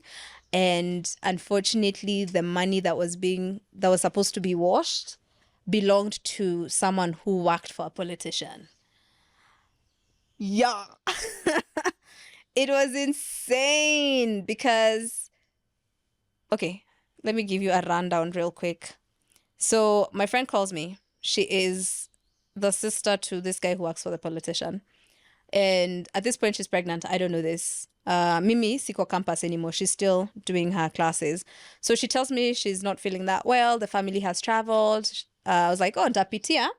And confirm, like, just check on you, blah, blah. Nikaenda kukanza kunyesha. Ako like, Sita, you spend the night. Mi niko like, tulikuwa hata tuna watch series. Hata sijaikumbuka. Ilikuwa series gani? We were watching a certain series hapo. We cook, we fanya nini, we sit there, and then ding dong, the doorbell. Here comes this guy. His name is Sam. I don't mind naming him. His name is Sam. Sam comes. So first of all, she tells me Sam is coming. So I didn't know it was that Sam because her boyfriend at the time was also called Sam. So I thought her boyfriend is coming. So this other Sam, we used to be in school together in campus. He was a ZTech student at that point. So he comes and then they do like the whisper. They went to a room, they talked. And then in my head, I'm like, I had not met her boyfriend at this point. I was like, so is Sam the Sam boyfriend or am I missing something? Then kidogo, things were done. I see things being put. I see a brown thing. It looked like a brick. And they were lifting like the seat, a sofa. And then it was being put on the leg of the sofa. And then Sam leaves. Aya, tukaendelea kuwatch series. And then ikafika a certain point around 2-3 a.m. Now I'm like, so see, this is the point of the night where people fall asleep. Are we sleeping? It's like, no, Sam is coming back. We're waiting for Sam to come back. Ameendea chemical. That's all I was told. And I'm like, oh, okay. So Sam doesn't come back. And he's not picking calls. And then now that's when the truth is revealed. She'd been given 150K to hold on to for her brother. And she decided, so she spoke to him. I think they'd been talking. And he said that he could turn that into 450,000, where she gets to keep 150K. The original 150K is left. And then he gets the other 150K. So I'm like, okay. So that is what the brown brick was. It was things they had put with the money and papers and stuff, I guess. And Sijui, he had gone to pick up a chemical that was supposed to now wash. I guess hence the wash. Now I'm like, oh, this is why it's called wash. Now I get it. But Sam doesn't come. Now it's 6 a.m. So she starts asking me if I know where Sam lives. I'm like, Sam and I are not friends. we pass each other in the hallway. It ends there. So we start making calls, trying to figure out where does Sam live. Then everyone's just saying, Aneshingi Doni. So she says, twende Don home. I'm like, haya. So mimi, nikacha vitu zangu, because najua tunaenda Turu. I left my bag. It had my details, like it has my ID, my things, my books, whatever. I just carry my phone. We go to Don home. Hata tukufika Don home, tukashukia mahali fulani kuna aka small ka hoteli. She says, let's wait here. I think at this point she'd either managed to get through to him or something, and he says, okay, sawa, now I'll meet. We sit there and she's freaking out, and I'm like, okay, I understand why, this is a freak out moment.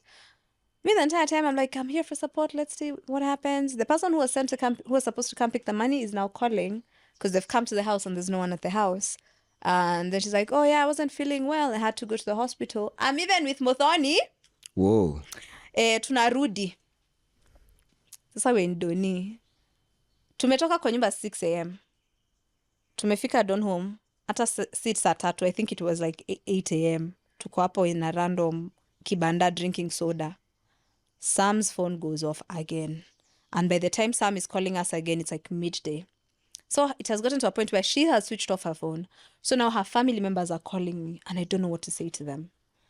So I call my mother and explain exactly what's happening. So my mom goes like, okay, don't abandon her, but you have to tell me everything that's happening every step of the way. I call my bestie at the time. His name is Martin. And I'm like, hey, this is happening right now. That time he was working. He was in training at Java as a barista. So he says, okay, keep me in the loop and then we'll see what happens. Tukazunguka Don home. Finally, akakuja na chupa, brown bag and a chupa inside, like the way people carry mzingas. And then he says, oh, now we need to go somewhere where we have access to like a basin or whatever. He says, I know like there's a lodge. And I used, when I tell this story, I say it's a brothel. There was a lodge in. And pretty clean, decent, whatever. Someplace in Don home. Now we're in Doni. And we go there. She pays for a room. So she has an extra 20K that was sent to her phone in the middle of the night. That's supposed to be put together with the rest of the money to be given. Because, no, that one was for servicing the car or something like that. So she's now using this money to pay for things. Even there, tukiwa ndo akuja na whatever, he asks for money and she sends him money. And I'm like, I don't think it's a good idea for you to be constantly sending this guy money. Let him come. Tell him to pick whatever he needs to pick. Akuje, tulipe akiwa hapa. So we get to the lodging, whatever thingy. She's asked for 3K, she pays. Because pesa ikiitishwa, he's just looking at her. Aya, akalipa. Tukaenda kwa room fulani. Now at this point, she has called now the Sam, the boyfriend. This is the first time I finally get to meet him. He comes. So amemshika mkono. Ako like, yeah, babe, it's okay. We've got this. And then I asked her, who in your family do you trust? That even if you fucked up so badly, there'd be the one phone call you make. And she said her father. I said, call your father and tell him exactly what has happened. Let him talk to your brother and explain what's happening. And then you guys figure out what happens after this. So she calls the father. Father says, come home.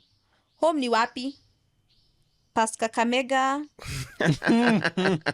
It's called, not Malaba, it's called Malaba. There's Malaba and Malava. So uko Malava. That's home. Akaambiwa ende home. Uko na fare? Akasema kuna hii pesa ilikuwa imetoka, akaambia tumia hiyo. Haya. Tukaenda pale. Kwanza tuanze huyu Sam is a todhi. He knows he needs all this chemical he's come with. He washes one note on the sink and it all goes down the fucking drain. So now we have 2 noties that, yeah, ni za thao. And then we still have a thing that's brown and chemical emission. He's asking for more money. I said, nah. I talked to now the other Sam and this babe, and I'm like, guys, this thing is not, I don't think this is the solution. So he says, okay, acha niende nichukue ingine on loan, nitampatia from my 150. He disappears, switches off his phone. Sasa tumefika ni saa 11 inaelekea. So she says, haya, babangu amesema niende nyumbani, nitaenda nyumbani. Haya, me, I'm like, okay, vitu zangu. She was like, actually, I've told my younger brother, utampelekea funguo, mtapatana town, umpatie funguo za nyumba. So I'm like, so you're going to leave me to go deal with your siblings. You get on a bus to go to a safe space with your parents, where they'll shield you from everything that's going to happen. So at this point, phone calls are being made. They're saying, kwanza Muthoni, they're not cukes. So the tribalism aspect of things begins. It's like, I'm sure it was her idea. She's trying to rob us. These Kikuyus. I was just like, wait. So I called my friend Mato. I said, nimepewa funguo. Because me in my head, I was like, tutaenda nichukue bag yangu, niende home. Because they used to live in Kile. Naishi Ungwaru. We're meeting in Tao. So in my head, I'm like, tutaenda tu Kileleshwa, nichukue bag, niende Kawangware. So I call Martin. Martin meets me in Tao. And then we go meet this brother. And they're just there. They're like, no, we're just here to pick the keys. I'm like, my bag. It's like, yeah, we'll figure out how it gets to you. So now I'm being treated like I'm a suspect in something. You get? So I go home. And then now I'm telling my mom everything that happened that day. And she's just like, we? Haya, acha tungoje tuone. And even when she got home, she never called. She never said anything. She never said, thanks for holding my hand through today. I'm sorry for putting you in this situation. That never happened. She Did you never ever get your bug? A year and a half later, met in town with one of the brothers again. She, at that point, because when she went home, she never came back to Nairobi for a long time. So randomly, she hits me up on, I think I ended up blocking her. So she hits me up on Facebook. She was like, hey, I'm back in Nairobi. No, actually, when she was in Shags. No, that was a different time. Was it? I can't remember. Because I know I went to Malava.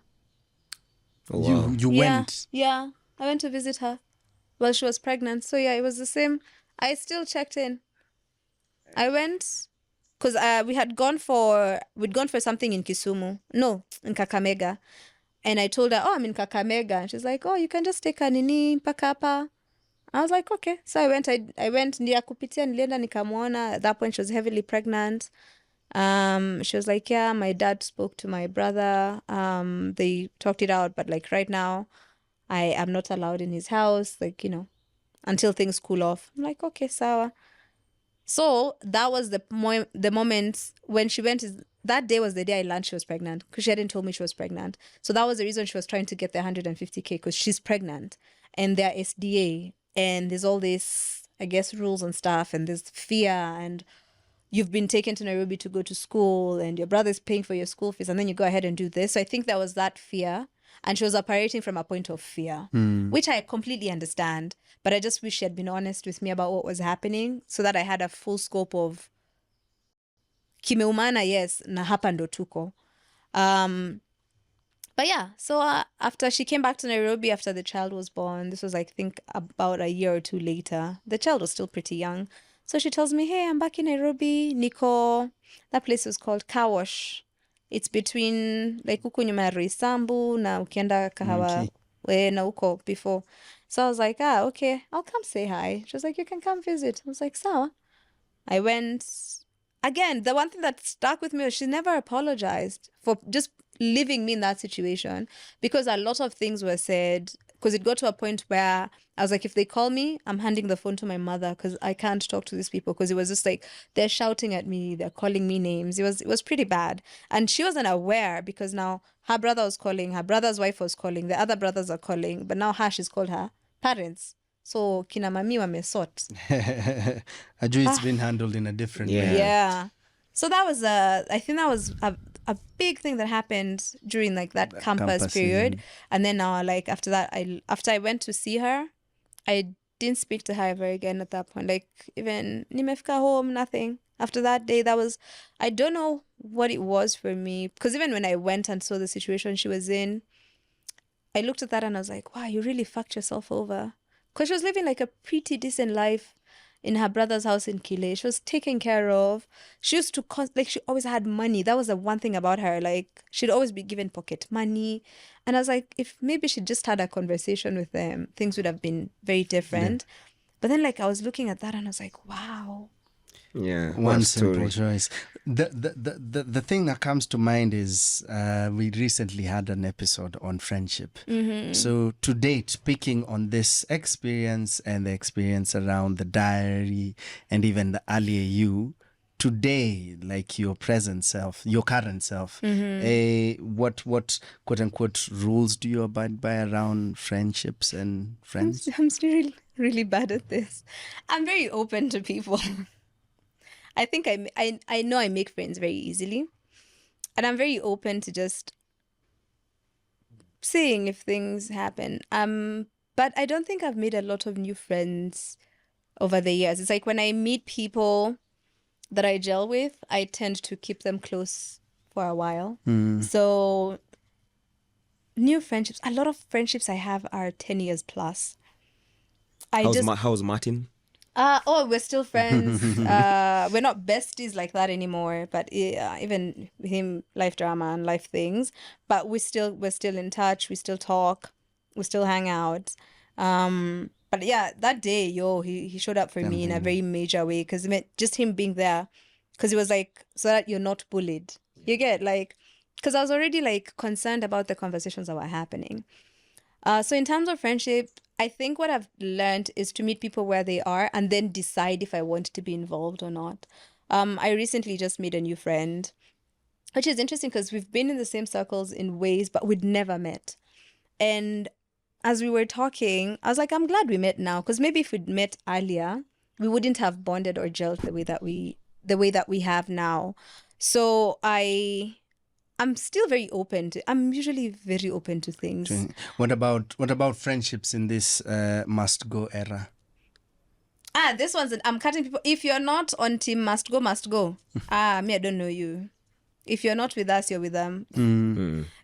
For me, I think also the one thing that I have when it comes to making friends, it's like we have to align. We have to share values. If we're not aligned on, there's certain things that are like fundamental issues, then we don't have to be like, it's okay. We can know each other. We don't have to be in each other's lives. Yeah. Because again, like when it comes to like the close circle, my close circle is not that huge. Where also like there's also the idea of being someone who's publicly known. You also have to keep a tight-knit circle, because at the end of the day, we still go through shit as people who are public facing, and we also see how people turn on their so-called friends, where they're the ones who are leaking stories to the gossip pages online. So you have to know, okay, who can I tell what? Who's allowed to what extent? And it's okay to have tiers in terms of even friendships. There's friendships, because there's people, you know for 10 years, but there's certain things they don't know about your life, right? And there's people who you'll meet, and in 2 months, you're like, wow, I can really confide in this person, and they're a safe space.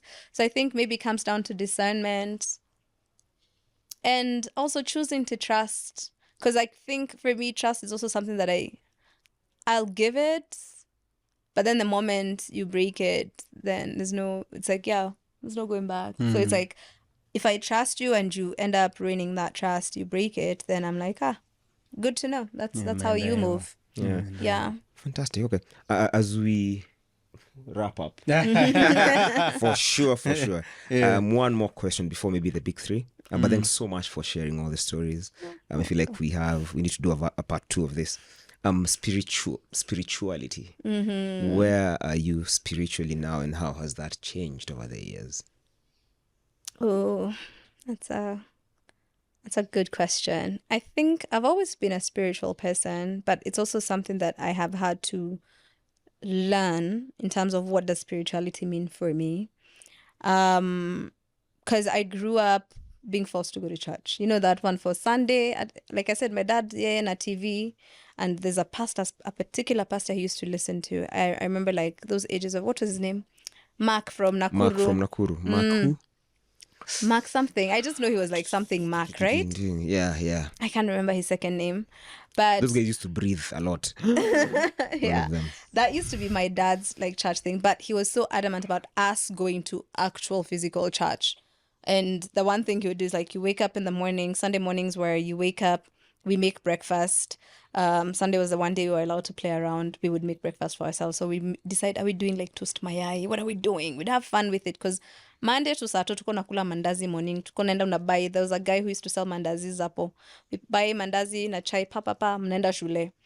But Sunday, we were allowed to have fun. We'd be the ones to make breakfast. And there's days where you have fun with it. You're given, depending on how generous my dad was feeling, then it would determine how big of a breakfast we're having on Sunday. Then immediately after that, you get ready, you go to church. And then when we'd go to church, of course, when we were younger, it was just like Sunday school, and then in the afternoon we come back and watch the blockbusters that used to show on KTN, Parents Trap, those types of films. I remember Tarzan. That's all we used to watch. Sunday afternoon, Sunday afternoon. That was what it was about. Unless there's a football game, because then my dad owns the TV. If there's football. So at that point, I thought like that's what it meant to be spiritual. That's like you convening with God, and we'd meet on Sunday, and then every day you're supposed to pray. And I remember like at one point we even had like an acronym on how to pray. I think it was ACTS. Ask something, to do Thanksgiving, supplication, Adoration, yeah. yes, something. And it's like anytime you'd pray, you'd have to follow the rules. So I used to think that that's what that meant. It's like, yeah, this is... I thought religion and spirituality were one and the same. But then I remember when I was like a teenager, I started questioning. But it wasn't questioning like that. It was asking questions, asking actual questions about like all these things we're told about God. And I'm like, okay, but God, kama anatupenda hivyo, mbona anachanga watu wakufe? Mbona anapea mtoto kansa? Mbona, you know, those questions, because you're curious. You're like, okay, I need to understand where's the intersection for all these things? And then you're told, we do not question God. That was the only answer. I've never forgotten that. And it's like, okay, why not? It's like, no, we don't question. You take it as it is or you leave it. So I was like, oh, I guess I'll leave it. So I left church. I left church when I was, I think I was 22 at the time, 21, going on to 22. And at that point, like I had built like a really nice community within our church. We used to hang out every Sunday. So now instead of the movies like that, we used to go to someone's house, we'd cook lunch, and then we'd pick a movie or a series to watch and would watch as friends. And then at 6 p.m, everyone goes home. Saturdays, we used to go to church in the afternoon and just sing or hang out. Watu wanasherehe, wakipenda, we'd go to someone's house, people would drink, do whatever. With that group, that was the first time, that's where I learned how to chana. But funny enough, I never actually used to nasi nywele. Yeah, nasi nywele. Najua kuchana mpaka na njugu, my friend. Okay, nimesahau, it's a lost art. But kuna vitu ni kama baiskeli. Okay? Maybe you get back on it and it's like, look, we know these things. But I learned so much with that group, because we used to also do this thing where we'd go on road trips, but no, those ones were like, tuko na gari, let's fill the car and go. No, tulikuwa tunapanda shuttle, tunasema tunataka kwenda Nanyuki and find a random place in Nanyuki to end up in, or in Muranga. And then sometimes someone would be like, unajua shosho yangu anaishingi Muranga place fulani. Go like, tunaweza mtembelea. And we'd all get in a matatu, go walk distances. We would go for random hikes where we'd say, twendeni Ngong Hills. Sawa, Sunday gani? Mnachagua mneka kwa calendar. We all plan, we go. So I learned a lot with that group. At that point, I remember like they were my chosen family. But then funny enough, like when I left, I never looked back. But then there's certain things where when you start questioning things around you, you are on the outs, right? Because like, we like things like this. They're comfortable. Why are you making us think? We don't want to have to think about these things. And that's something I realized, like I wasn't allowed to be curious in that space. So I was like, okay. So I kind of just stopped going to church. And at that point, it was like, if you find me in a church, it's because someone's getting married or someone died. And that's the reason I'm in a church. But later, I think when I was turning like 23, it didn't take long. When I was like turning 23, that's when I started like hearing about things like about meditation, oneness, and I just became curious about it. And just like everything else in life, I just started reading up and like, and at one point I remember I wanted to read all the different spiritual books. I wanted to read the Quran. I wanted to read the Buddha thingy that they follow. I was just curious because I was like, okay, I've read, because I did the whole reading the Bible beginning to end, and like it's a book. And I was curious about what the other books say, because when I was growing up, I was around Muslims. I was always curious, and we used to have like those Indians. I had like cousins who used to work for certain Indians, and they'd invite us to like their parties and stuff. So that was like a different element. So I was like, oh, okay. And the question was always, are we all believing like the same God? We just call him by a different name, Or do we all have like our God?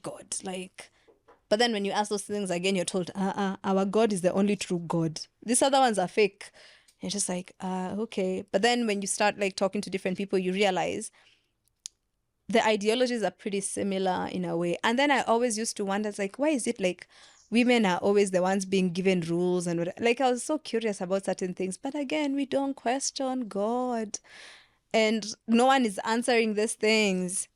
So I just started like doing research and learning about I started with different religions and where did they stem from, and questions about like when you start learning things about like how certain books were removed from the Bible, why is it that we have so many few female named books in the Bible, and you're like, why is that? Why is this one special? And then you start learning, the people who are doing the edits and the stuff, and then you start realizing, you're like, this book was written by Haman, and you're like, okay, interesting, what does that mean? And so my curiosity is what led me down like a spiritual path in terms of so this is a personal thing. It's not a one size fits all thingy. It's like you have to decide what it looks like for you. At what point do you get in touch with that? And I think for me, the thing that I realize is spirituality is about being in touch with humanity.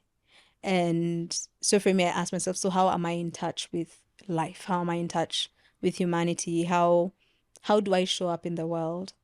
And that's what determines, for me, what spirituality is all about.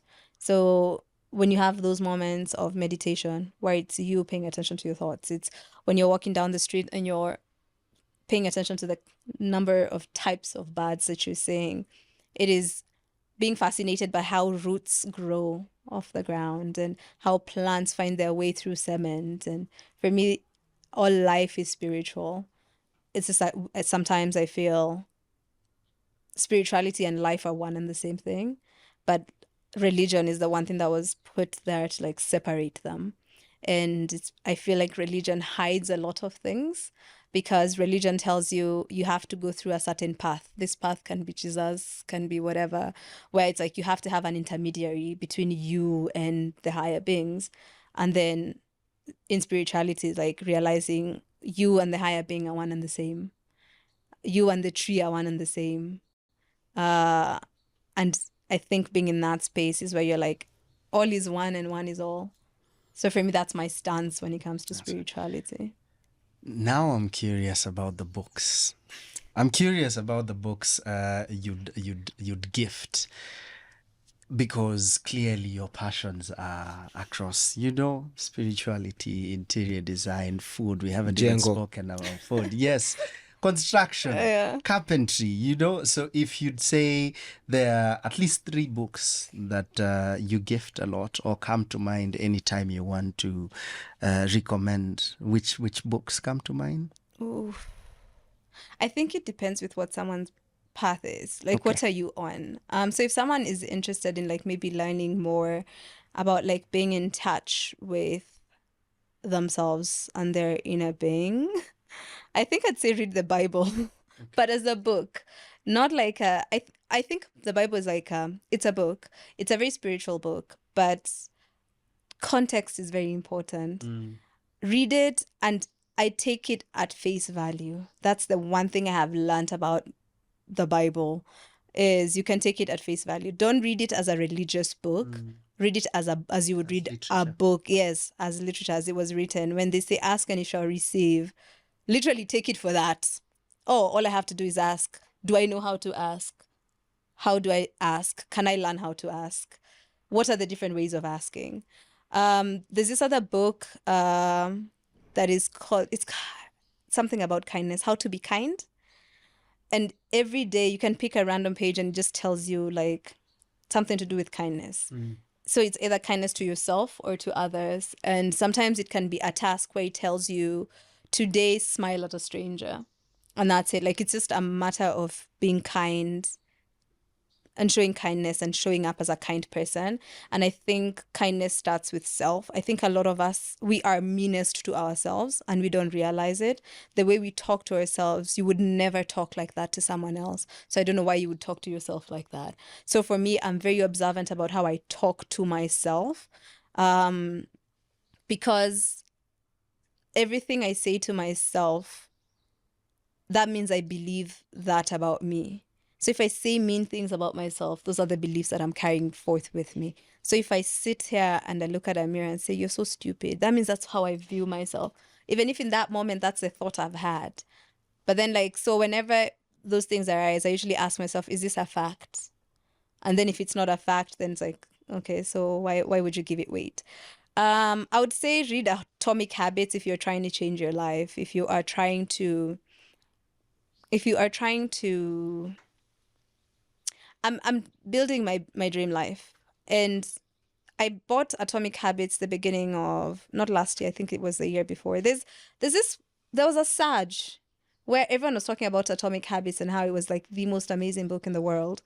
And when I started reading it, I got to chapter 15, but something was just not clicking. I don't know if it was where I was mentally at that moment, where I wasn't receptive to the message. Because when I picked it up again at the beginning of November, in a week and a half, I was done with that book. And every single morning, I was like, oh my God. Like, it's like, this makes so much sense. And you're like, oh crap. And it teaches you practical ways to change your life. And then the beauty of it is that you get to decide the things you want to change. And then it just gives you a path on how to do that. So that's a book I would definitely recommend. In terms of like fiction, because you have to also entertain yourself. I think one of the books that I've read and loved, it's The Sex Lives of African Women. And what I loved about that book is because I've been looking for books on joy where African women are involved, and I couldn't find any. And it was very sad. And then I spoke to a friend and she was like, maybe it's because you're being called to write one. I was like, pressure. But it's because joy is something that is very important. When I started my podcast, one of the things I really wanted to focus on was joy. And in every episode, the first thing I'd do is I'd ask, what's something that brought you joy this week? And I realized it's because as African women, joy has never been something that is centered in our lives. And African women is very synonymous with giving, constantly giving of yourself, giving to the community, giving to the world. And there's this thing that's ingrained where it's like your needs come last. And one of the things that I want to teach women is to be selfish, because people talk about being selfish like it's a really bad thing. I don't think being selfish is a bad thing. I think being selfish means start with yourself first and then give what is left. But we're trained to give first. And then if anything is left, sure, you can have it. I think you should always start with yourself first. Always. So The Sex Lives of African Women was the first book where I saw women being very unapologetic about decisions and choices they've made in their lives, and unlearning the trauma around sex, the indoctrination around things like marriages and relationships and what they mean for African women. And it was, I think, a lot of people, when people talk about sex positivity, they talk about like sleep with as many people as you want. What I learned from that book was you can have intentions for literally anything in this life and then just find a way to do it. Even if that means I intend to have the best sex ever and I'm going to figure out the best way that can happen. I would say that is a book that it's not fiction, but it's a really good book that I would recommend specifically to women. Amazing. Yeah. Great. Thank you so much. Last question. You are standing on a stage somewhere, and on this stage there is the great Africans who we revere and adore. But you don't have the opportunity to speak, but you have a message on your shirt or t-shirt that would resonate across not just Kenya, not just to the women of Kenya and of this motherland, but across all of Africa. What would that message be? Choose yourself. Choose yourself. Yeah. Yeah, that would always be it. Choose yourself. Every decision you make, choose yourself. And for me, I think that translates into everything you do has to be the thing that gives you the best chance to have the kind of life you want for yourself. So choose yourself. Good. Is that what Muthoni did and Sarah sat? Yes. Good. I think that's also what I did on the 1st of November. I've been doing that in small scales here and there. But I think anytime I find myself, I have this thing where I try to talk myself out of things that I know I want to do. And these days, what I have learned to do is when I find myself talking myself out of something, then I realize I actually really want it. Because why would I be trying to talk myself out of it? It's because you're trying to explain it away. It's like trying to explain why you deserve it. I was like, I want to live. This is the kind of life I want to live. Right? And then I was like, cool, I'm going to do something about it. And so for me, that's choosing myself. And it comes down to giving a phone that you were running because you're like, yeah, it's too much work. It comes down to saying, I'm going to step back on this particular project because it's taking away from ABC. It comes back to saying, yeah, I'm not going to be available for that because I'm doing something that is more aligned with what I want. And as much as I'd love to show up for you or be there for this is not the best time for it. But when I do have time, when I do have capacity, I will do something about it. Fantastic. Yeah. Thank you very much. Thank you very, very much for your time and for choosing us. You're welcome. We are honored to be chosen. Maze, asante sana. Thank you for walking down the path, down the lessons, down the memories. Some exciting, some very gangster. And we wish you well for this and every other step before you, Maze. Thank you so much. I'll come back. We talk about how I built my dream life. Yes, Absolutely. please. That's a testimonial right there. Shai Mark, Maze. Yes. Asante sana for your time. Karibu. Yeah, asante sana. Really, really honored to have sat here with you and learned from you, and may hopefully a lot of the people listening to us and watching us will learn as well. That's why we do this. Wish you lots of joy on this new path, and lots of peace in the path of discovering and choosing yourself. But then I hope that fulfills you in so many ways, and eventually may your heart open up to all the experiences. Thank you so much. Yeah. Stay busy being born. Stay busy being born. Ladies and gentlemen. Thanks for listening. Thanks for listening. Thanks for watching. You can find us. Yes, you know where to find us. Tuko on the socials, tuko Facebook, Twitter, na tuko happy Instagram. On the last two, it's _ busy being born. I'm on busy being born _ just busy being born everywhere. Just kila mahali, right, busy being born. the I think website. we're becoming a lot more visible. So hopefully nowadays when I tell someone look for us, we've not done any SEO stuff, but I think we're probably up there with the Bob Dylan song. Nini inakuja in a couple of months now that we are in the new year. Yes, in Muthoni's calendar. We're in the new year. Tunakuja na inaitwaje the live. So check out the socials. We'll give you the updates. We hope to see you there. Come, let's have a good time.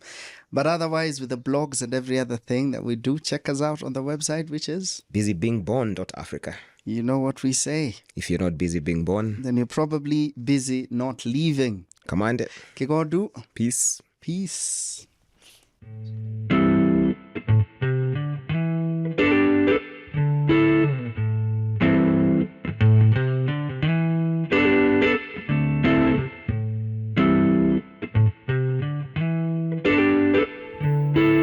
Thank you for listening to our podcast. Do look out for more from us. For now, Kwaheri.